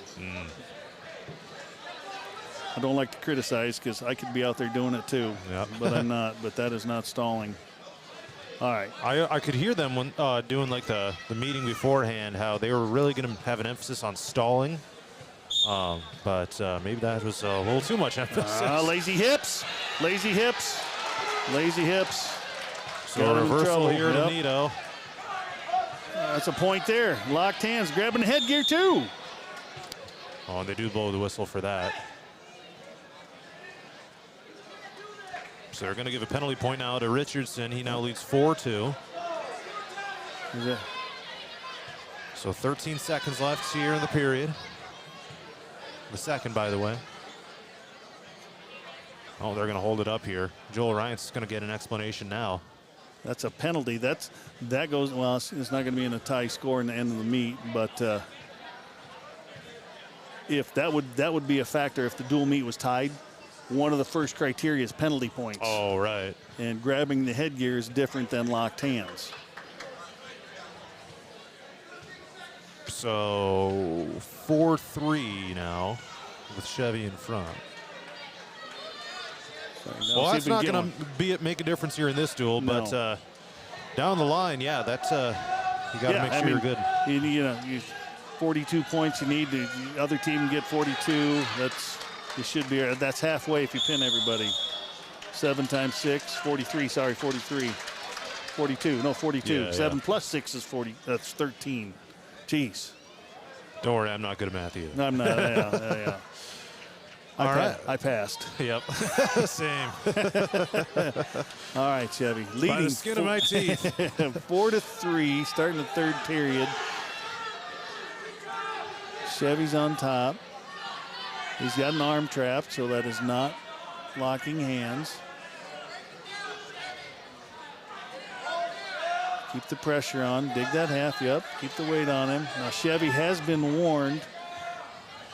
I can't say that the other guy's doing much. Keep the pressure on. Good job. Stand heavy on him. Good job. Keep your head up, though, now, Chevy. Keep your head up. Keep your head up. Keep driving. Yep. Cross face and lace. He's trying to work a cradle. He's being heavy on the head. Don't let your head hang, though, Chevy. There you go. Nice job of keeping him down. See, right there, he's not on the hips. The other guy can get his leg out. It's when they're covering both hips. There you go. Drive that. Run it. Power half. Finish it. Finish it. There it is. Good job, Chevy. Richardson. Heck of a way to end it. Yeah. So APGC gets the pin and will defeat Sumner-Fredericksburg 60-19. Man, that's those guys out there, they got to be working so hard. But Richardson able to pull through and get that victory, and they will go ahead and shake hands at the middle of the mat. Well, what do you think were the keys to success for Chevy Richardson that time around? Well, he didn't get his knickers in a bunch. Stayed within himself. It was a close match. He got called for stalling. Yeah. He didn't let it bother him. Just kept doing what he was doing. He basically stayed the course. He stayed Chevy. He got on top. He kept the pressure on, and he kept working that head, worked the cradle, and then kid got tired, put his head down. Chevy popped the power half, drove it over, and finished him. So it's good for Chevy for staying within himself and doing what he does. All right. APGC again wins the duel 60-19 over Sumner-Fredericksburg, and the girls duel 36-33. We'll step aside here for just a moment. We will recap the matches, and then we will step aside for a little while longer. Then we'll have a Columbus and Sumner-Fred wrestling up next. Be a good time to get out of the easy chair and go grab yourself some puppy chow. Puppy chow. Or whatever your snack of choice. Yes. All right, give me 1 sec. Got to log back in Give here. a little, maybe even got a little time to call Baton Rouge. There we go. We'll see. All right, let's take a quick timeout. Visibility? Look no further. On the Go Media delivers cutting-edge digital advertising solutions tailored just for you. Reach your audience wherever they are with precision targeting and captivating content. Elevate your brand with On the Go Media. Your digital success starts here. Contact us today. Email radio@radioonthego.com to grow your business with On the Go Digital. Locally owned and operated in Hampton, Iowa. Christensen Jewelry of Hampton is North Iowa's go-to store for a gift that will be truly treasured. From wedding and engagement rings to a present for someone special, we have over 17,000 pieces of fine jewelry, gemstones, gifts, and decor. Known for quality repair, jewelry and watch restoration, and custom design. Stop in and discover our wonderful store in downtown Hampton, or shop online and have your items shipped right to you. Go to christensenjewelry.com right now and see why people from around the Midwest come to Christensen's. Murphy's Heating and Plumbing, because you deserve the best. Ready to refresh your bath or kitchen? Murphy's Heating and Plumbing has your perfect match. From stunning showers to modern toilets, explore endless possibilities in Murphy's exclusive vendor showroom. Stop by on Highway 3 East in Hampton or call for your personal showroom tour. Murphy's Heating and Plumbing, transforming your dreams into reality. Murphy's Heating and Plumbing, because you deserve the best. Ready for the adventure of a lifetime? Join the Radio on the Go Travel Club for a summer 2026 cruise to Alaska. Get ready to experience glaciers, wildlife, and breathtaking views that you won't find anywhere else. Here's Derek from Crown Jewel Travel to tell us more.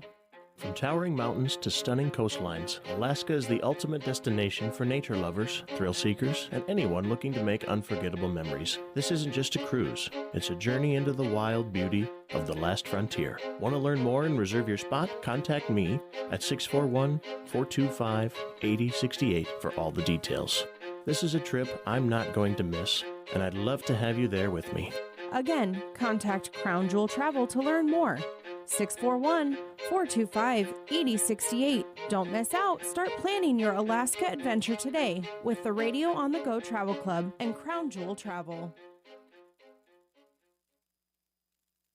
We're back inside Opel Gymnasium at Columbus Catholic in Waterloo. John Moinkle, Brian Benning with you here. Looks like they're having senior night for the Columbus wrestlers, and let's recap what happened. We will start with the girls' duel where APGC defeated Sumner-Fred 36-33. APGC had a forfeit at 100. There was a double forfeit at 105 and 110. Abby Barkley had 115, lost by fall. So Kylie Babcock lost a 4-0 decision at 120. At 125, Grace Storyhan won by forfeit. At 130, Emily Myers lost by fall. 135, Sumner-Fred won by forfeit. At 140, APGC's Lila Reince got a pin. 145, McKenna-Steinmeier lost by fall, but then APGC got 4 straight wins by forfeit. 155, 170, 190, and 235 to win the duel 36-33. And to the boys' duel. 106, Leo Block got a fall.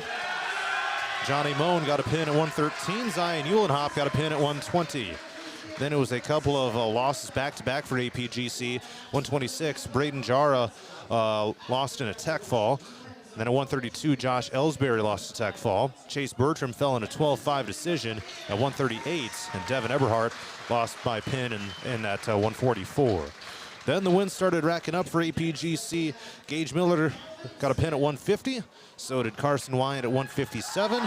Emmerich Nolte at 165 got a pin. So did Parker Mulder at 175. Mason Pruser at 190. Mason Kopp at 215.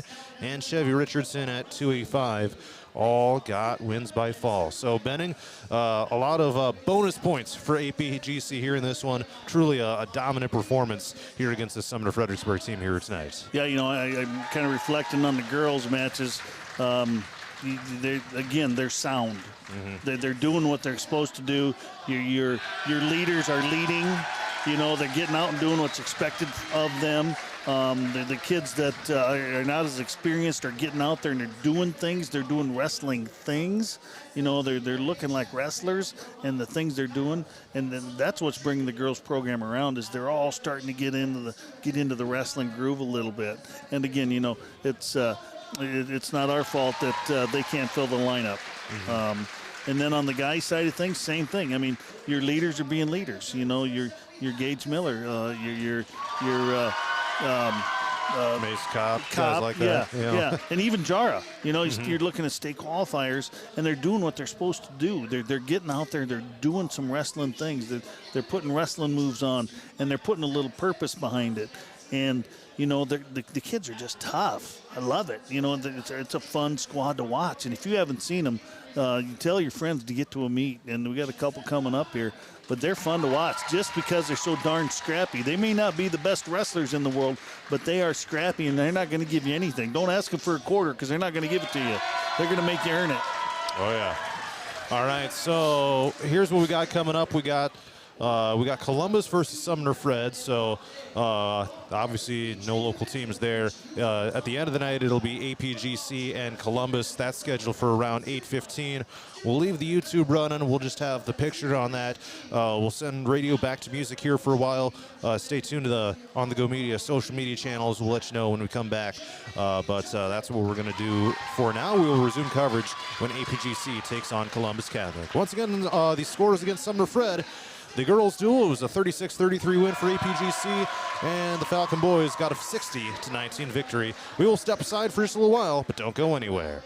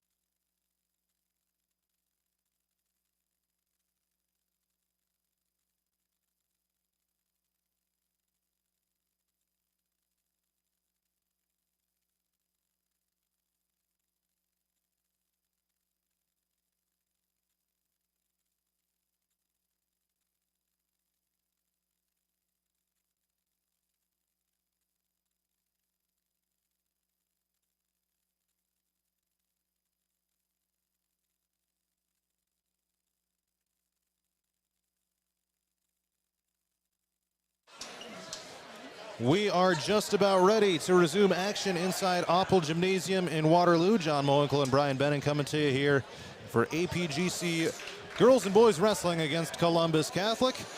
And looks like the girls duel will be starting up here momentarily. And Benning, sounds like we're only going to have, at least tentatively, just 3 girls matches. Nevertheless, chance for APGC obviously to come out and just notch another one of those dual victories. Obviously here in the upper hand against a Columbus team that's got way more open than they have actual wrestlers. But I guess that's just the cards you're dealt sometimes, isn't it? Yeah, again, that's not our fault, and then it's, I always looked at it as I got to do a better job of recruiting. I got to get out and I gotta, shake the limbs of the tree a little bit and get some of those kids out that are walking the hallways that need to be doing something.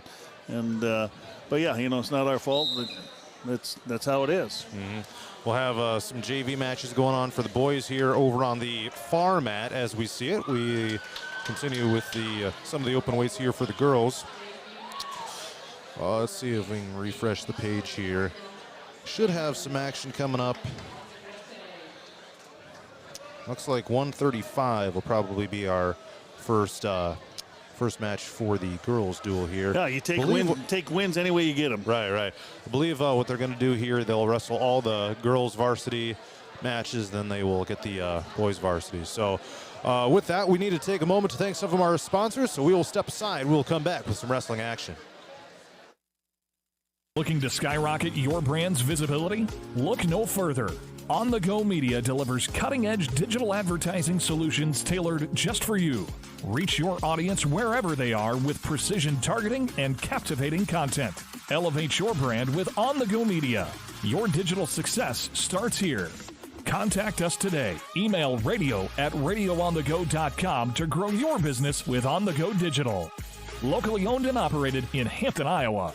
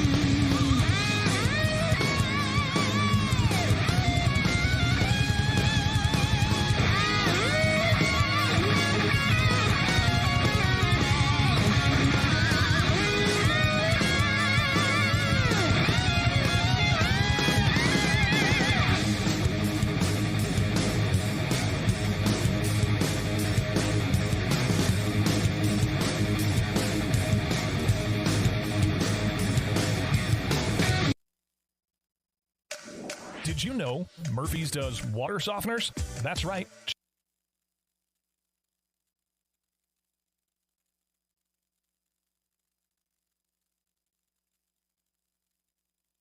All right, we return to action. The girls' duel is underway, and Columbus trying to see who exactly we got here. It's going to be APGC's Emily Myers against Latricia Gabaney of Columbus at 135. Yeah, Columbus came out and just hit a nice double and drove through it. Just call that the old freight train double. Just drop yourself, lower your level, and drive through it. Freight train double. That's right. Can't stop a freight train. That's where that comes from. Keep that right arm down. Keep fighting. Good job staying square. So you got to stay square here. Keep moving. Build the base and stay square. Got to get off your belly. That's it. Good job. Oh, come on. Dig those heels in and travel. So after the forfeits and everything, APGC currently leads the duel 18-12 over Columbus. And Columbus is going to tie it up here now at 18. So Gabaney with a 56-second pin of Emily Myers. So 18 all. But again, looking at Columbus's lineup here, several open weight classes down the stretch here. So APGC should come out with a victory here as long as everything. Yeah, I think they'll get the feather in the hat when the night's over here. So, all right, we move on.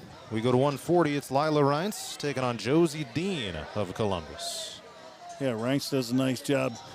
I believe she was kind of getting worked over. She might have been behind the last match. She got on top and laid the lumber and pinned her last opponent. Uh-oh, she's giving up a body. There's that headlock, left-handed headlock. Ooh, and they go out of bounds. Close to the edge of the mat here. That's a hard one to stop. Everybody throws a right-handed headlock. Not a whole lot of clearance from the edge of the mat to the gym floor either. So do that in the middle and you might have a chance. I don't know. I like her. Boy, she's just kind of ornery all the time out there. Just somebody pushes, she pushes back. I'd like to see her take a little more of a aggressive mindset going into the match. Headbutt there. She checked out my groceries at Brothers the other day. Oh, yeah. Proud sponsor of our Coach's Corner program. Yeah, good for her. And thanks for the market for doing that. You bet. Well, they got a good worker. Left-handed headlock again. She kept this one, and she's getting back kind of. Oh, yeah. That's a good one, nice and tight. Boy, Columbus just kind of walked into that. Just made it look real easy. Now she's got her in the headlock. Just lift her head. There you go. Lift her head. Lift her head again. Lift her head again. She's nice and tight. Everything's legal. There it is. Good job. Very nice. And it takes just 1 minute and 23 seconds for Lila Reince to close out that victory and give APGC a 24-18 lead in the duel. There we go, baby. Good match. Good match. Again, looked like she knew what she was doing, what she wanted to do. Got in the scramble, got in the mix, and came out on top. It's good for her. All right, here comes, looks like another forfeit here. It'll be. Somebody's checking in. Maybe no match. So McKenna Steinmeier is heading out to the mat. Oh, she is going to have an opponent here. All right, Steiny, let's go. All right, they're not showing who her opponent is yet. We'll just call her Columbus for now. Lady Sailor. I like that. Steinmeier's working on going after things, working the head a little bit. Snatch, just boom, snatch the leg, lifts it up, boom, takedown, 3 points. Driving, doing everything right. Just a textbook right there. Broke the flat, put a half in. Now get out to the side. Get out to the side. There it is, pinned.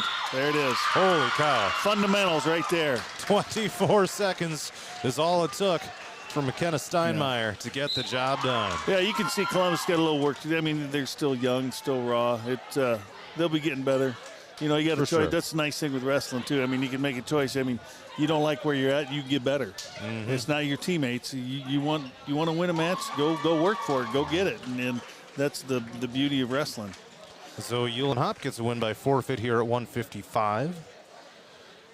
So the two returning state qualifiers come here, don't even get to wrestle a match. They had to make weight, I'm sure. I don't know what the girls' union has, but you got to make so many weight. You used to have to make so many weigh-ins at your weight. Oh, yeah. To be certified. I don't know.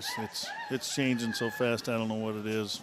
Delaney Schaefer also gets a win by forfeit at 170. Looks like it'll be another forfeit here at 190. Vea Books gets her arm raised.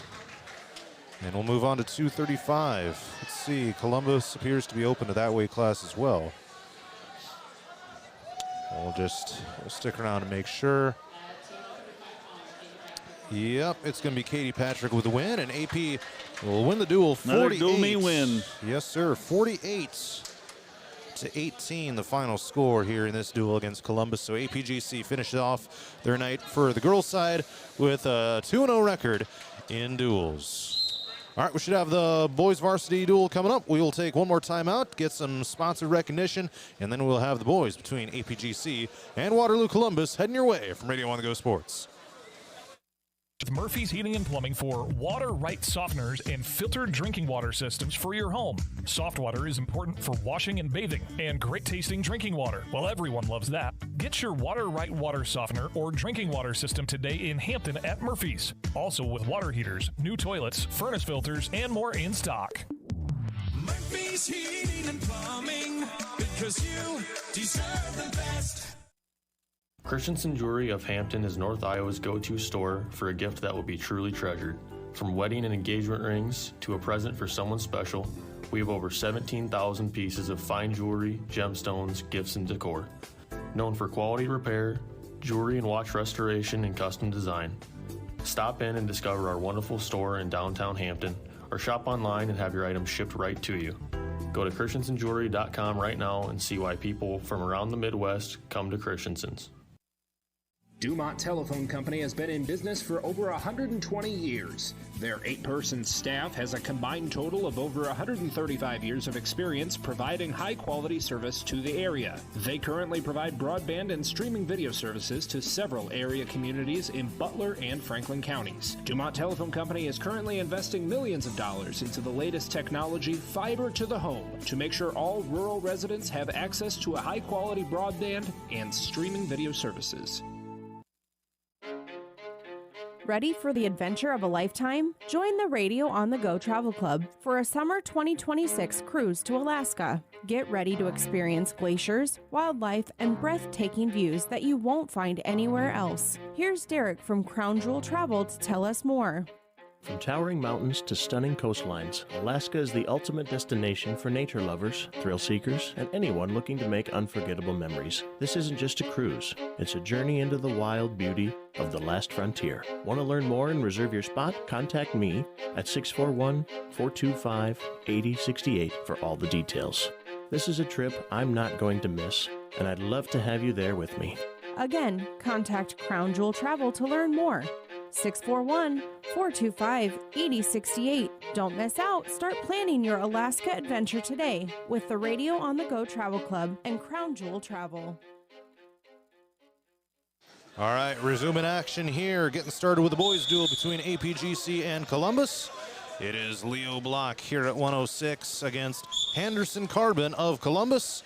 Boys' duel between APGC and Columbus about to get rolling here. APGC 1-0, Columbus 0-1 against Sumner-Fredericksburg earlier in the night. This will be a good test for Leo coming out. The kid, he's wrestling is a real go-getter. He's got a motor, and he's strong. It's going to make Leo earn it, and he had to work for that first takedown. He's up 7-0 now. Setting up a good wing there, bar arm, chicken wing. There we go. I feel a little bit. Is he getting the count? Is he getting the count? Not yet. Nothing yet. Stepping over, step over, a little one more. Got to bring your other hip over.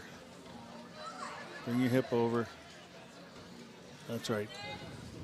That a baby. Run it again. Set it up. Just do it right. And in these matches, you just want to make sure you do things right. Mm-hmm. You know, it's easy to get sloppy. It's easy to do things. I mean, Leo should win this match, but you don't want to do it sloppy. You want to be defined in what you do. You want to be clean.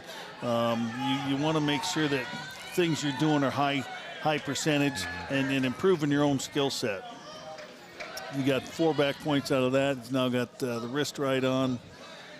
Put a half in there. 4 more back will do it. Yep. Hopefully he can get the fall for 6 instead of 5. So he's got the count. He's holding for 10 seconds. There it is. Hey, there it is. Might as well get 6 instead of 5, and that's exactly what he just did. Right. You know, those things like that, you know, when you get into dual meets that are going to be highly competitive, that 1 point makes a huge difference. You know, that's why getting the fall versus a tech fall, or getting, you know, winning by 8 instead of 7, you know, that'll make a huge difference somewhere down the line. All right, we move on to 113. Johnny Moan of APGC against Noah Ray of Columbus. I'm going to go ahead and adjust the camera just to point at that, Matt, since that's where all the varsity will be from here on out. So do that here. Johnny Moan trying to set up a double. This kid, if I remember right, likes to throw the headlock last time, so I would be real careful in there. Hopefully that's it. That's how you stay out of it. You shoot a single. He's got a nice shot. Boom, lift, double, finish to the half. Half, right hand half. Right hand half. Right hand half. Right hand half. Don't give him a chance. Right hand half, run it, run it. Oh, he was there. He got the takedown. He's going to get whipped over. That was a good, he's still in charge. He's still in the offensive position. Still in the offensive position, still green, so still us. Boom. Should be getting back points. Don't pin yourself. He's hanging in there. Turn your hips over. Turn your hips over. If you turn his hips down, facing that, would have been better off. Nice little scramble there. 1 point escape, no control. I can see that. So 3-1 lead here for Johnny Moan with $1:05 left here in the first period. Yeah, I gotta make sure I apologize to the officials, but it's nothing I wouldn't have said to them face to face as a coach or as in a nice way. But yeah, you know, the sport needs more officials, and I do a little bit of junior high every now and then when they need it. But yeah, you need them, and they're doing their best. They don't try to screw things up. They're not out there to do that. They're not out to get anybody. Johnny's in on a high crotch, cutting across to a double, steps across, drive, step up and drive. He's in on the high crotch. He's stepping up. He's to his feet. A drive across. There it is. Finish with a half, Johnny. Oh, he's going to get cow catcher. When you get cow catcher, he's got it locked up. You don't get in trouble. Keep your hands on the mat. No points yet. No points yet. Nothing yet. Nothing yet. Nothing yet. Kid's got the head yet. Just pulling back. There's 3. There's 3. I'd give him 3. And there it is. And right to back points. Yep. You get a 2 count? 2 count. 2, yep. There we go. So we got 3 takedown, 2 back. Boom, 8-1, just like that. All right, let's head to the second period. With a 7-point lead by Johnny Moan of APGC. Coming in at 8-7 on the year. Looking to stay above 500. Noah Ray is 9-15. Johnny sprawling. A kid took a sweep single to Johnny's right. Johnny did a nice job sprawling. Now got him on his hip, cross face and near side cradle. Kid's still fighting for that high crotch. Johnny's kind of the 50-50 spot. Goes to the high crotch, locks up a cradle out of that and pins him. All right. Nice job, Johnny. All right, so that'll be a 12-0 lead in the duel now for APGC as we move on to 120 pounds. We'll be back in action with more APGC wrestling next Thursday night down at BCLEW South Hardin. It'll be the Falcons, the Storm, and I believe Olwine will be the other team down there. Yeah, it's going to be interesting to see how AP comes out after this, break in the action. Oh, Uhlenhop with a nice carry to his back. That's what I'd like to see Gage Miller do. Oh, tried to keep him on his back for some back points. But yeah, I mean, you sit around and your train of thought goes elsewhere. And what are you thinking? Are you sitting around? Are you going to be that koala bear just sitting around, slow motion, or are you going to be too nervous, too much time thinking about it? Get the old. You can be nervous as a long-tailed cat in a room full of rocking chairs. You don't want that either. So you got to find that level of a mentality just to keep it ready to go. Keep that competitive edge without getting too high or too low. And Uhlenhop's doing a nice job running the bar arm. Yep, bar arm and a half. That was swift. Yeah. The bar arm is usually pretty sure. When you get in that situation, that's tough to get out of. So Zion Uhlenhop with the pin at 120. Send us up to 126. By the way, when it comes to returning to action, tomorrow the APGC girls will be down at BGM at a tournament there. And the boys will be at a dual tournament up in New Hampton on Saturday. So not too long of a wait between now and then. Do you know who's all at New Hampton? I will check right now. That'll be big for you. AP's got to get into the rankings somehow. They got a good enough squad. Some of the teams that are in there, and you and I have talked about this before. Yeah. We got Jara out on the mat, tied up, ear hole to ear hole. His opponent, Joe Hackett of Columbus, here at 126. Joe Hackett, that's a Columbus long-time name. So Clarion Goldfield Dows, New Hampton, Waterloo West, Charles City, Denver, and Clear Lake will be the other schools in attendance. We got to pick up some wins there and then get noticed because we're right there. We're as good as anybody in the rankings, and you don't want to go around politicking. He's got that, giving up that thing. Look at that. How did you do that? I'm telling you, that he had his leg above his head and had cradle locked up, and he's out of it. Didn't give up any back points. Incredible. All right. Incredible. I'd have splintered right there. I'd have been a jigsaw puzzle. He's got some gauze up to the nose now. Yep. No blood time. Cut it. They don't even have a blood time clock going on. At least not on the score. They probably have one down there. Yeah. Track wrestling has that on their timer thing. You only get 5 minutes, so you got to be a little careful. Yeah, no scoreboard towers tonight. Is that what they're called, or are they called something different? Yeah, towers. Towers, The yeah. scoreboards. There's a couple different ones out there now. Some are like TVs, and the ones that we got at AP are just as good, if not better. Dyke had, was it Dyke? Where was I? They only had two-sided. Instead of the three-sided? Yeah, That's interesting. And those are the two-sided TV. So it's just facing. like a panel on each side. Yeah, so you couldn't see it. But all right, Jars started on back on bottom, sat out, good motion. Hackett puts a leg in, run and a half. I'm not sure, not looking good for Jara. There's a good follow through, good job, fight through, dig your heels in. Hackett's tough on top. Boy, that was tight. So Jara loses by fall here. Hackett came into the night 15-3 overall, so he's pretty seasoned. Yeah. Pretty solid there. All right, that'll make it 18-6. APGC still in front as we move up to 132.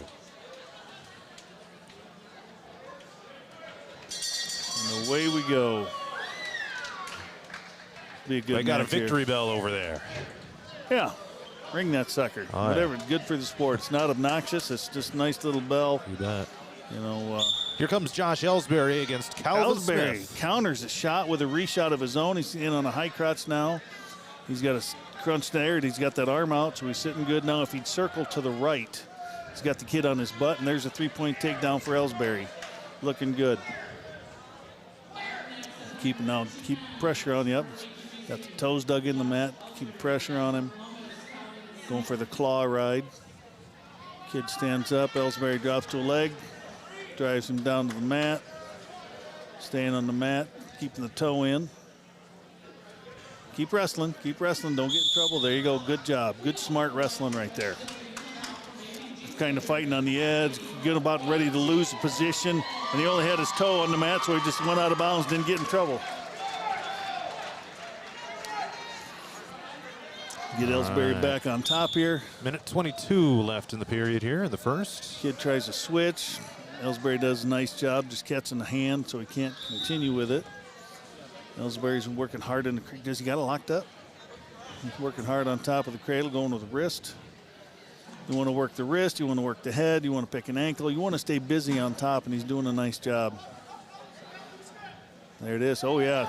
Nice. Near side cradle, getting back points here. Near side, at least two. Yep, there we go. Good job, Ellsbury. Keep working right to the half. Nice. One move to the next. I like it. Now, guy on bottom's not moving a lot. There he built the base. He's doing a nice job of taking Ellsbury's hand and, he puts a boot in. He's got a boot in, arched his back, keep arching. He can hip pop, just kind of roll him over that shoulder with a cross face. Hip pop that. Pop that hip. Come on. Keep your hips up high. Stay tight with it. 20 seconds left. There it is. That's that hip pop. Now dig that bottom shoulder. There it is. Come on. Keep digging forward. If you drives him forward in this position, it makes it really uncomfortable. Makes you wish you're not there.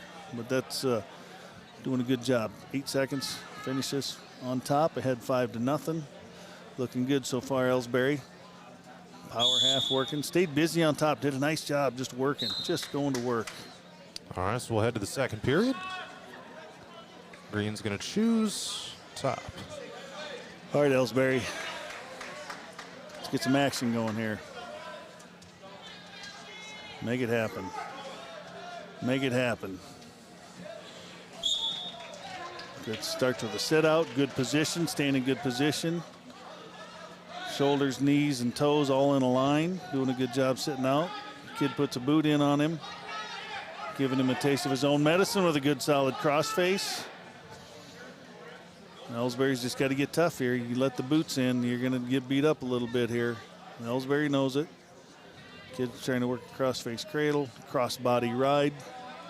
Got that leg in, working the crossface, got the leg blocked, cover hands. He's got to cover hands, and there you go. He just did that. He listened to me. He heard me. Covered hands, he can't get a cradle. Hand control, hand control, hand control. Looks good now. Build a base now, Johnny. I know it's tough. Crawl forward, crawl forward, crawl forward. Keep that hand. Don't let him. No, don't let that go. Here you go. Here comes another cross. Yep.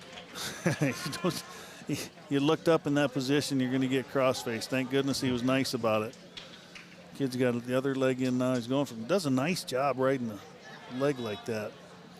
Josh has got to peel that hand, peel that cross-face off, crawl forward and get a knee out. He's got a knee out, kind of.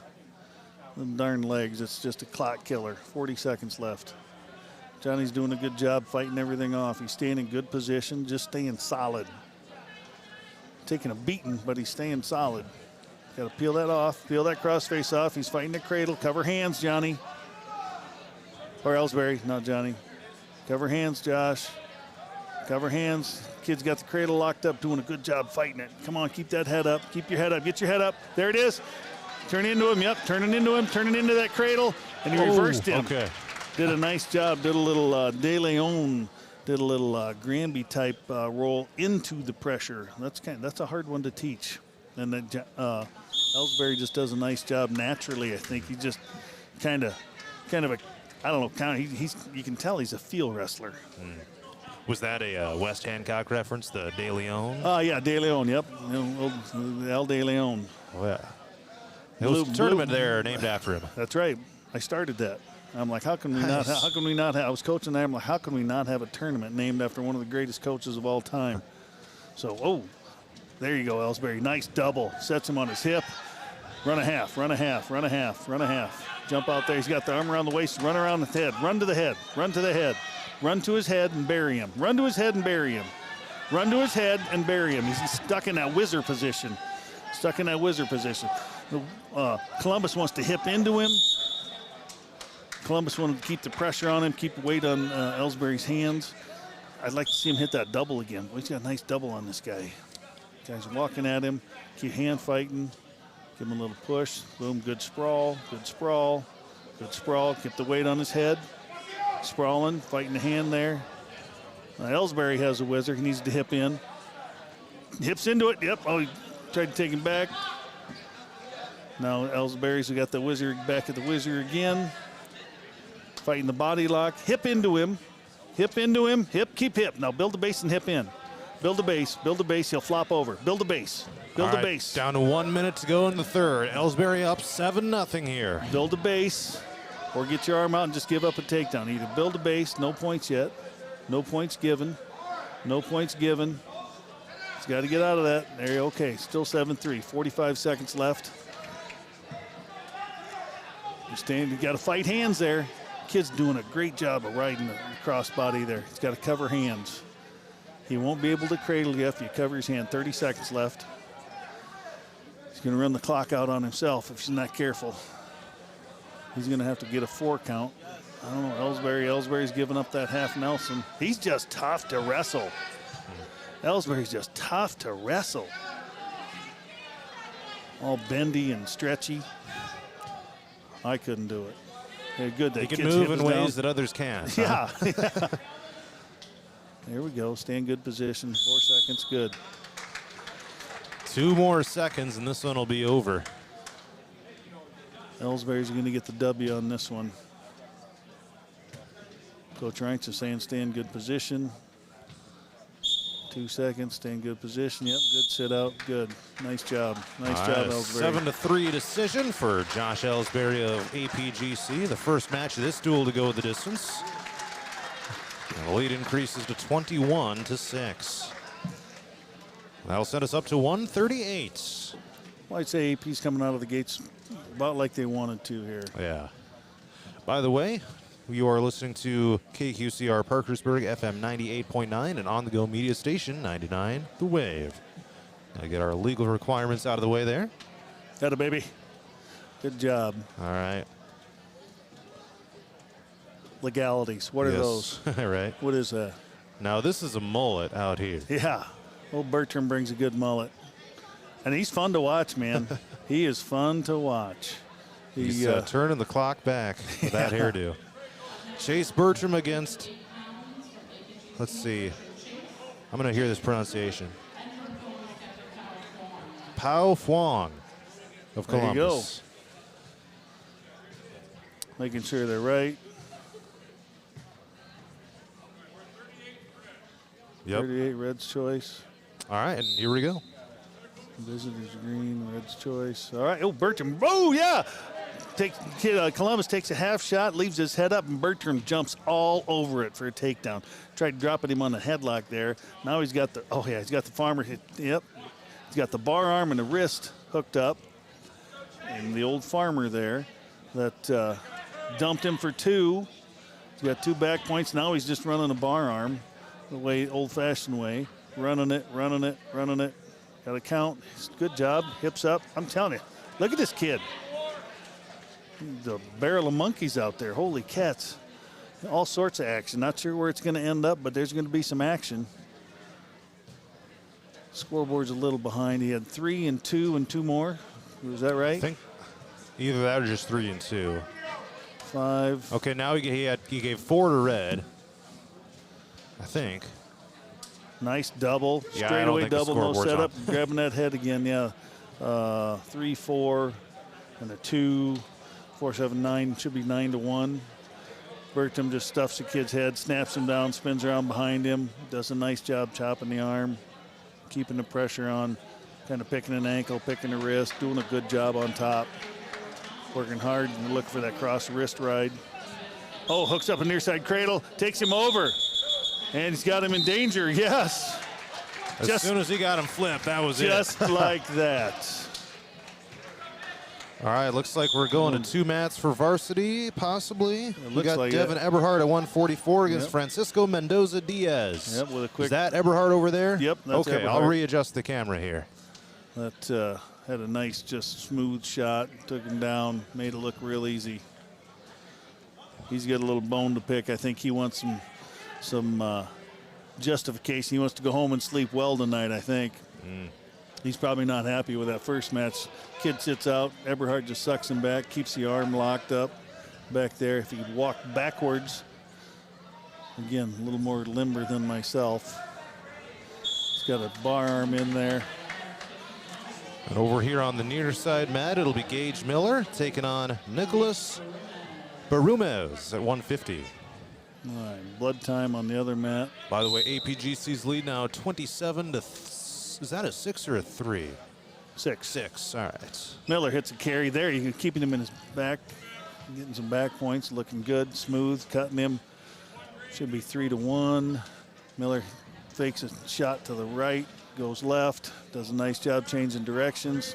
Again, just basically snaps him down, spins around him. After that's good action there. Again, like I said, he stepped right, shot left, snapped him down, spun around. Simple. Don't make it hard. Now he's working that cross wrist right as well. Digging that in, trying to get the wing in. Hand dug in for the bar arm. Goes out of bounds, back to the middle. Miller on top. Getting reset.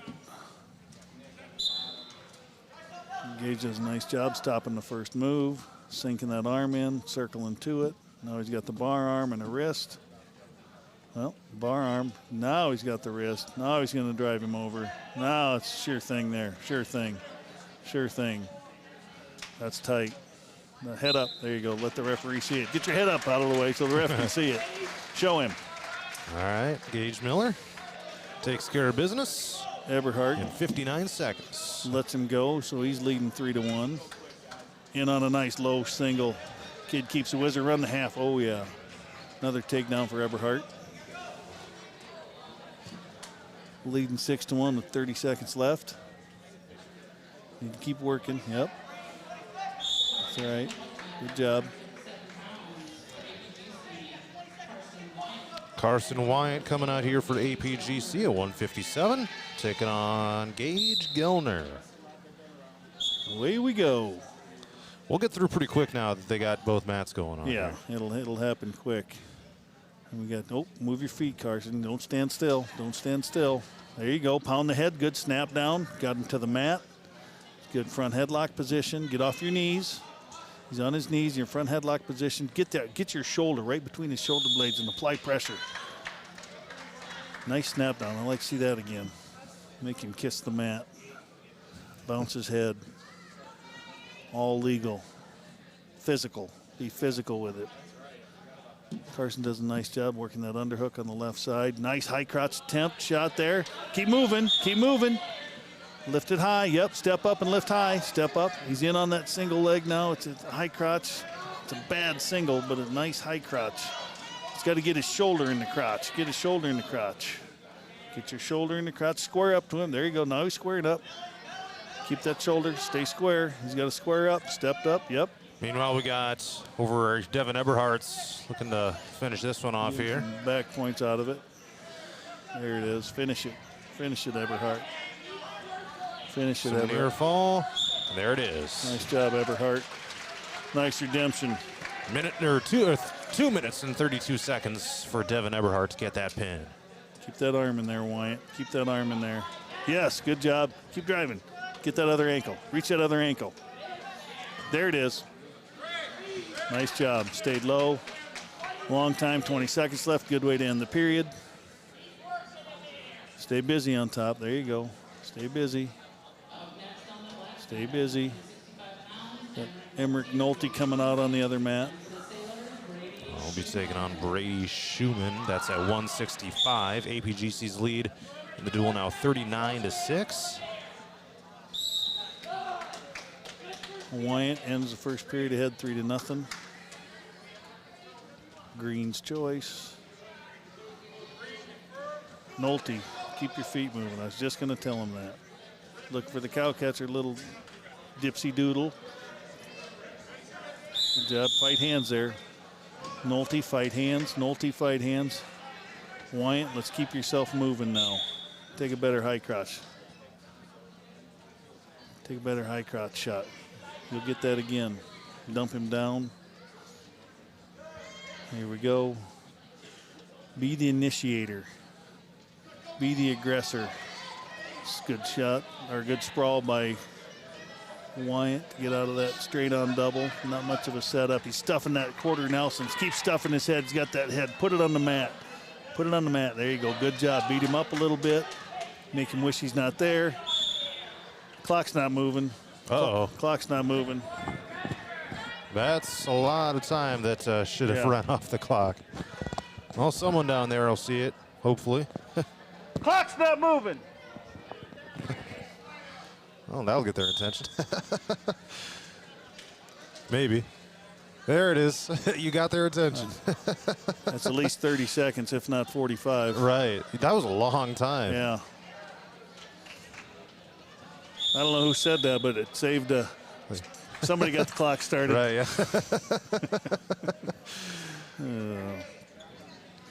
As long as it works out okay. Yep. They must have it on track wrestling. Yeah. There we go. Yep. Table worker just said they got it. Okay, everything's good.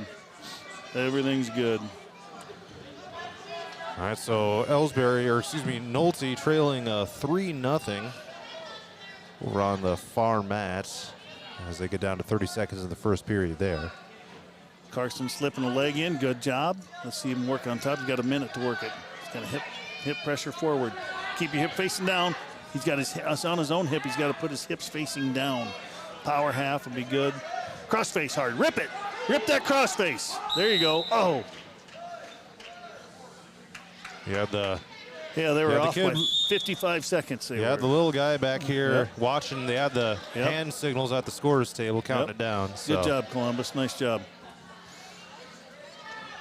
Good recovery. 55 seconds. Meanwhile, we got 5 seconds left of the first period. Nolte back to within 3-2.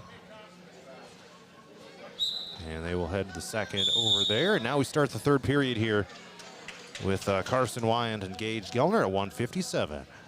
Nolte get a reversal? Must have, huh? Or escaping a penalty point. Wyand starting the third period. Yeah, he got a reversal. Okay. Wyand's up 6-0, starting the third period. Yep, good call.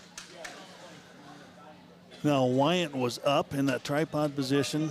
If he's standing and the guy puts the leg in, first time it's typically stalling, not a stalling, but it's potentially dangerous. The second time Wyant stands up and kid puts a leg in, it'll be a stalling. Oh, okay. Wyant just got all bendy there too and just kind of backed out of the pressure. got himself an escape, leading 7-0. Be nice to see him get another takedown.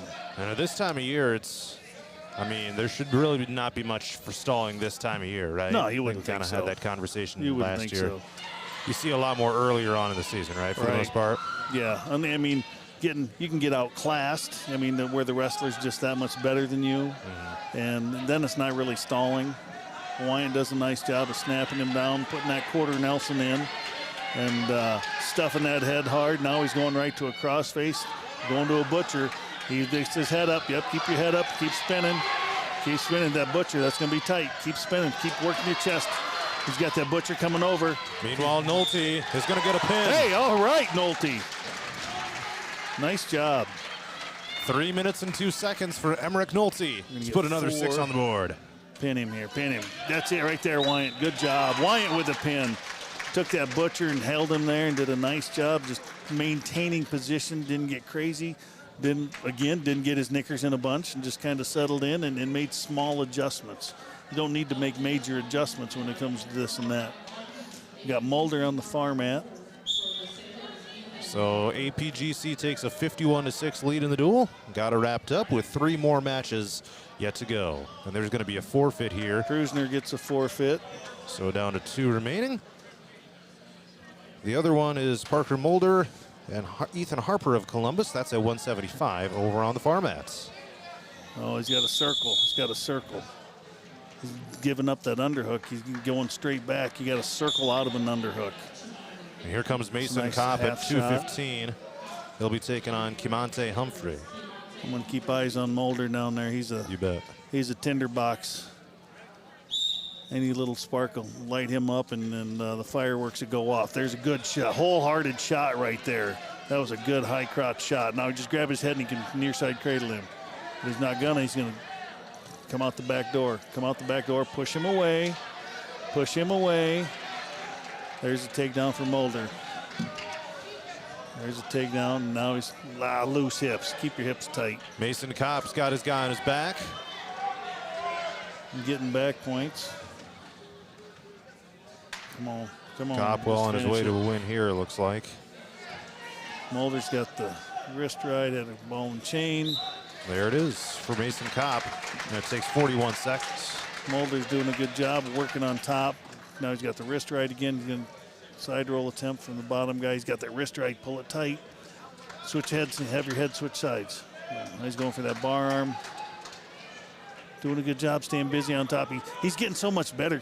You can see the improvement from match to match. And then, the second year's always tough on kids, or the first year's always tough. And you get to, see, there it is. He's got the wrist and a half. Fundamental wrestling right there, and it's over. All right. That first year wrestling is so tough. There's just so many things. And then that second year you come back and you're now got some experience. You're seeing these guys that don't get to wrestle a lot. And now the roles have been reversed, and Mulder's a classic example of that. And Chevy comes out, ball of fire, gets a takedown right away, leading 3-0. Should be the last match, huh? Yes, sir. That should be. Yep. It'll be Richardson taking on Luke Smith. He's got a half, and he's running it. Nice half. Nice half. Head up, Chevy. Got a 4 count. 3, 4, 3. Jeez, held him there for a long time for 3.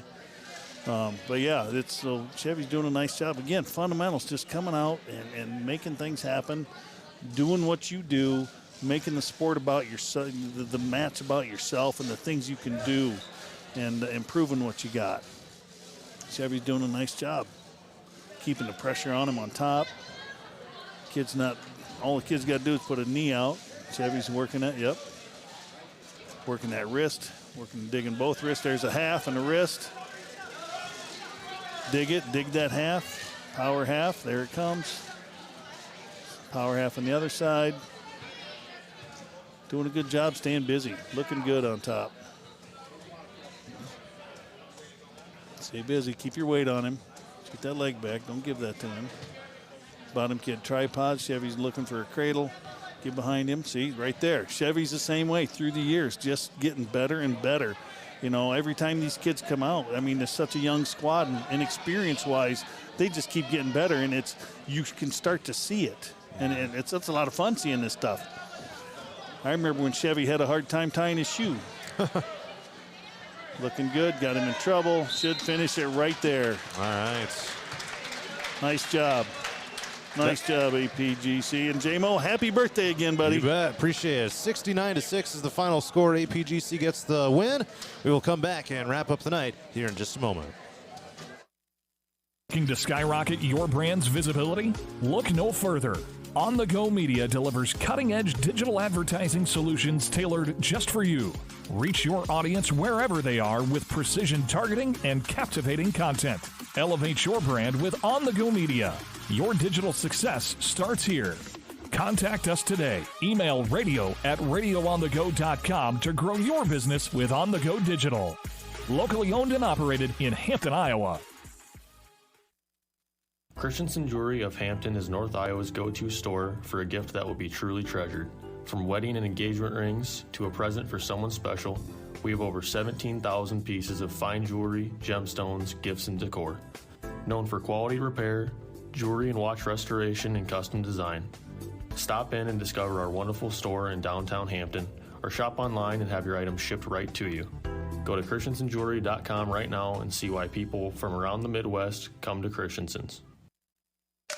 Murphy's Heating and Plumbing. When it comes to plumbing, heating, and air conditioning, choose Murphy's Heating and Plumbing of Hampton. Check murphysheating.com. Murphy's Heating and Plumbing, because you deserve the best. Ready for the adventure of a lifetime? Join the Radio on the Go Travel Club for a summer 2026 cruise to Alaska. Get ready to experience glaciers, wildlife, and breathtaking views that you won't find anywhere else. Here's Derek from Crown Jewel Travel to tell us more. From towering mountains to stunning coastlines, Alaska is the ultimate destination for nature lovers, thrill seekers, and anyone looking to make unforgettable memories. This isn't just a cruise, it's a journey into the wild beauty of the last frontier. Want to learn more and reserve your spot? Contact me at 641-425-8068 for all the details. This is a trip I'm not going to miss, and I'd love to have you there with me. Again, contact Crown Jewel Travel to learn more. 641-425-8068. Don't miss out. Start planning your Alaska adventure today with the Radio on the Go Travel Club and Crown Jewel Travel. Looking to skyrocket your brand's visibility? Look no further. On the Go Media delivers cutting-edge digital advertising solutions tailored just for you. Reach your audience wherever they are with precision targeting and captivating content. Elevate your brand with On the Go Media. Your digital success starts here. Contact us today. Email radio@radioonthego.com to grow your business with On the Go Digital. Locally owned and operated in Hampton, Iowa. Christensen Jewelry of Hampton is North Iowa's go-to store for a gift that will be truly treasured. From wedding and engagement rings to a present for someone special, we have over 17,000 pieces of fine jewelry, gemstones, gifts, and decor. Known for quality repair, jewelry and watch restoration, and custom design. Stop in and discover our wonderful store in downtown Hampton, or shop online and have your items shipped right to you. Go to christensenjewelry.com right now and see why people from around the Midwest come to Christensen's. Murphy's Heating and Plumbing, because you deserve the best. Ready to refresh your bath or kitchen? Murphy's Heating and Plumbing has your perfect match. From stunning showers to modern toilets, explore endless possibilities in Murphy's exclusive vendor showroom. Stop by on Highway 3 East in Hampton or call for your personal showroom tour. Murphy's Heating and Plumbing, transforming your dreams into reality. Murphy's Heating and Plumbing, because you deserve the best. Ready?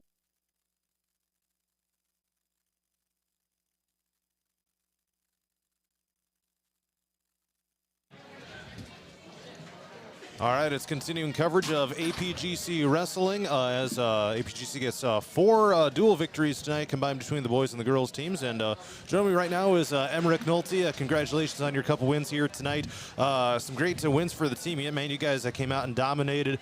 What was kind of the message to the guys coming into tonight ahead of these 2 duels where I know you guys had really good opportunities coming into tonight?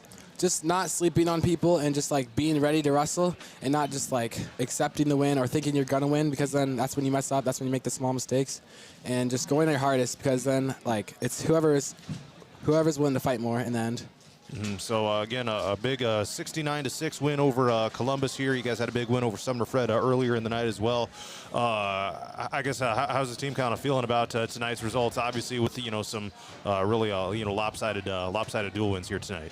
We're pretty happy here because last week we won the Saturday tournament and now this, and it's just like really boosting our ego, I guess, and our confidence, and we're just like want to work harder towards the end result, and yeah. You had a couple pins tonight. Tell me about your matches individually, what you had going well for you tonight. Oh, well, I was just pretty, I was ready for a fight because they looked pretty strong, and I was just ready for it all. And I feel like it all paid off because of practice and just going hard and having a good partner, because that's where like the small things come in handy in your match.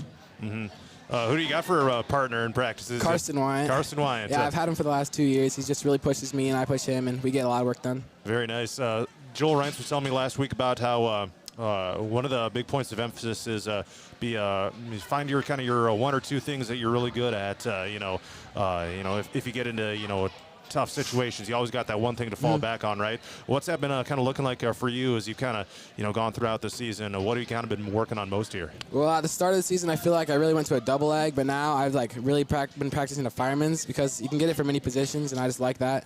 And then on bottom, I'm really liking standing up because the sit-out always used to get caught, and then it's just like different for me, but it's working out. You bet. And you had mentioned it, but you had the two big dual wins last week against Dayton, Hartford, and Wapsie. Got that tournament championship down to BGM. Now 2 more tonight. What does this team got to do to kind of keep this thing rolling now? I feel like just like we're already hyped up now, and we're amped up, and just like keeping that momentum and just keeping doing that and not accepting our wins, like I said before. All right, well, hey, thanks for the time tonight, and congrats on the big wins. Yeah, thank you. All right, once again, that was Emmerich Nolte of APGC Wrestling. We'll have another interview in just a moment.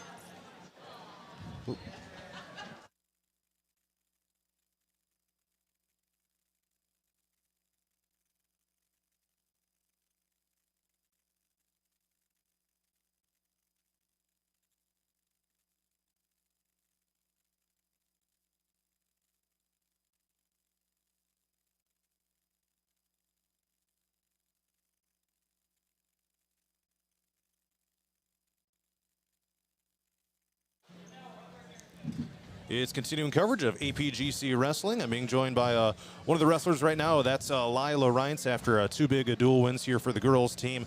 Fantastic night for both teams overall, going 4-0 between the boys and the girls. But Lila, tell me about your guys' I guess message for the team coming into the night, knowing that you probably had a good chance to come out with a couple dual wins, but you guys came here and just took care of business. My thought going into this meet was we're going to have 2 pretty good teams. We got to just hammer down on them the entire time. And you guys came out and did just that. Two big wins for you, a couple pins. Tell me what was going right for your matches here tonight. Ooh, I couldn't even tell you. The first girl completely picked me up, managed to throw her right back on her back and get her down into a cradle and pin her. Second match, girl was tough. I remember she qualified for state last year. Got her down by had to take a couple tries for headlock. Got her down, kept her down for a while, got that pin finally. You bet. So certainly a big win for you over a returning state qualifier as well. So I have to imagine that kind of shows the strides you've made, right? So what kind of comes to mind is maybe some of the biggest strides you've made individually here between last year and this year. Yeah, I think a lot of it has been effort from last year, because I remember midway through the season I'm like, I'm getting tired, I'm starting to get worn out. And this year I feel like now that coming into the season midway through, I'm like, I want to be here. I want to make it to state this year. Mm-hmm. What are some of the other things you kind of been, some of the other types of work you've been putting into, try to achieve that goal? I've been practicing real hard. While at practice with my practice partner, Emily Myers, one of my favorite teammates so far this year, along with McKenna, Ellie, Zoe, and just the rest of the girls have helped a lot this year. Mm-hmm. Yeah, tell me a little bit about you and Emily being practice partners, how you guys kind of make each other better.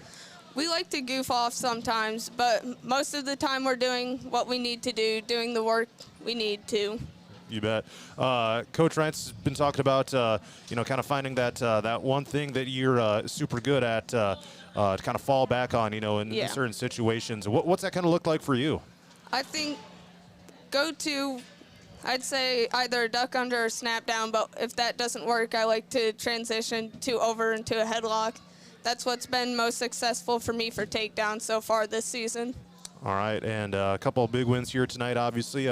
24 hours from now, you'll be back at it down at BGM. Any thoughts on that one coming up tomorrow night? I'm going to be dead tired tomorrow night if we have lifting in the morning. All right, well, hey, that's Lila Reince of APGC. Appreciate the time, and congrats on the wins tonight. Thank you.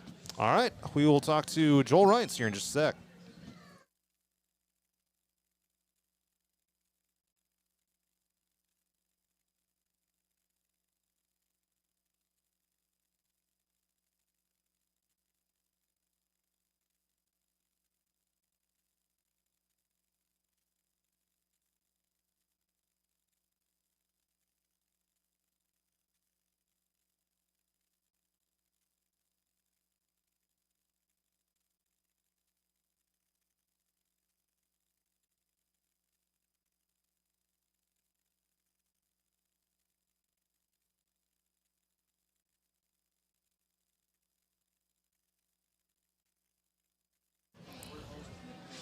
It's continuing coverage of APGC Wrestling after 4 dual wins, 2 each for the boys and girls teams. And head coach Joel Reince joins me right now. And, coming into the night, obviously you had to feel pretty good about your chances, especially with, knowing that some of the other teams didn't have the whole lineup and things like that. But what was kind of the message to the team, coming into these duels here on the road tonight?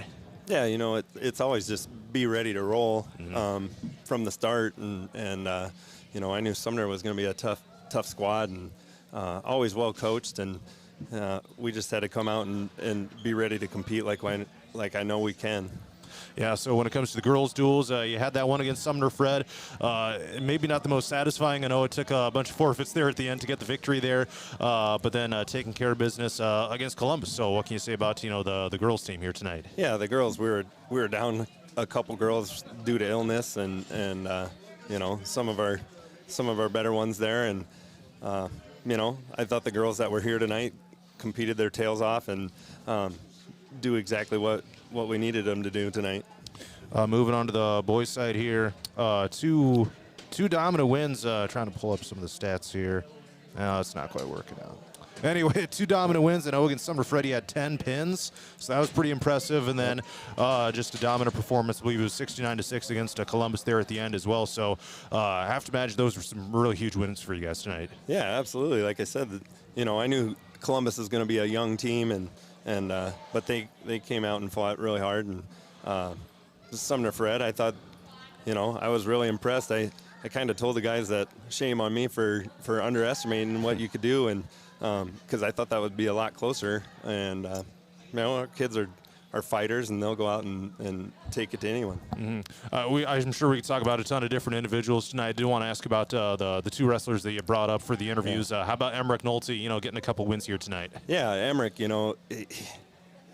he's got a huge heart and just goes and competes. He, sometimes he's not the most, how do I want to say it? He's not always the cleanest in his technique, but he's got the biggest heart on the team, I think, and he just goes after it and keeps working, and a lot of times he breaks kids down and they don't want to fight anymore, and that's where he takes his advantage.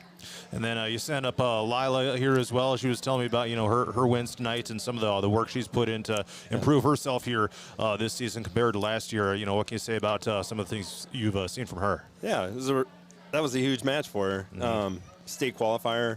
I think that girl was rated at one point during the season, and to go out and pin her, that was awesome for her. So great experience, and she's working hard and improving each day. So doing what we ask, and that's all we can ask. Yeah, and for the boys team especially, what a hot start here to the new year. You got the 2 dual wins last week, the 2 here this week so far, a tournament title. Yeah. What's been some of the biggest differences here for the boys team here this year? What's kind of allowed you to start so hot here? Yeah, I mean, like I said, our kids' willingness to just work hard, come in and work hard every, day in and day out, and listen to what we have to say as far as coaching staff and working on their technique. And like I said, it comes down to effort and fight, and our kids sure show a whole lot of it. So I'm really impressed with them so far this year. Yeah, would you call it maybe a statement win to an extent, against Sumner-Fred, being able to beat a team like that caliber, or maybe just kind of a statement as a whole, being able to start as hot as you have here in January? Yeah, I would say so. Like I said, I think the NICL conference is one of the best in the state as far as wrestling goes, and to hold our own against a lot of those teams and be winning a lot of these duels, it's, I think, really impressive from a team standpoint, and I'm just super proud of them. All right, last thing for you here. Busy schedule continues tomorrow. You go down to BGM with the girls, and then dual tournament up at New Hampton for the boys on Saturday. I know that especially is going to be one where you're really going to have some tough tests, really see what you're made of. You bet. Yeah, the girls at BGM, I think it's an opportunity where we can place really, really high as a team, and our girls are the same way. They go out and compete and do the right things each day, and I like where we're headed toward the end of the season here, and moving on to the boys. That's going to be a dogfight on Saturday. I think we wrestle Clarion Goldfield first, and I think they're currently rated second in the state, and they really don't have a weak spot in their lineup. So just to keep it close there, we're going to have to wrestle our best and go compete with them, and then we'll see what happens the rest of them. You bet. Well, hey, thanks for the time tonight, and congrats on the big dual wins. Thanks, J-Mo. All right, APGC head coach Joel Reintz joining me here on Radio on the Go Sports, and we will wrap up our coverage here in just a moment.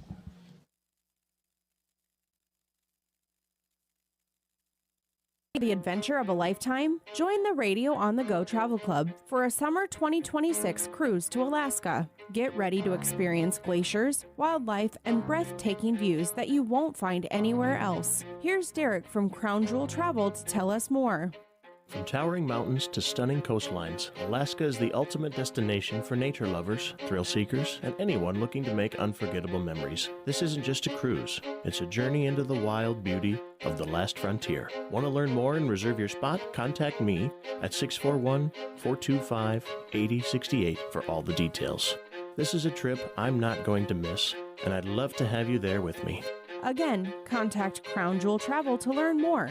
641-425-8068. Don't miss out. Start planning your Alaska adventure today with the Radio on the Go Travel Club and Crown Jewel Travel.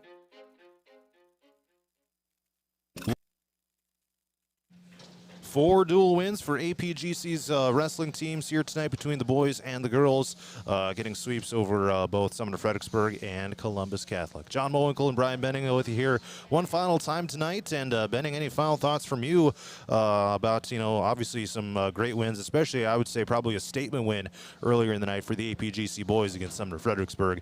Coach Ryan said that was a really good team, and he was almost impressed, with how his team was able to, take care of business against them in the fashion that they did. Yeah, Coach Meyer's always done a great job up there for AP to come out and kind of put it to him. Yeah, hats off to Coach and his staff and the wrestlers for going out and getting after it. No, they did a lot of good things, and they're going to be fun to watch. And Saturday's going to be a good test for them. If you can't get up there, make sure you dial in something, look at track wrestling or something, because there should be some exciting matches up there because the team's looking good right now. You bet. APGC girls will be at BGM for a tournament tomorrow night.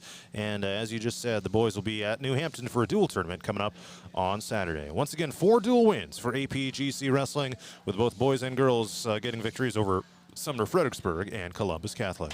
This has been High School Wrestling from Radio on the Go Sports. For Brian Benning, I'm John Mowinkle reporting. Good night from Oppel Gymnasium.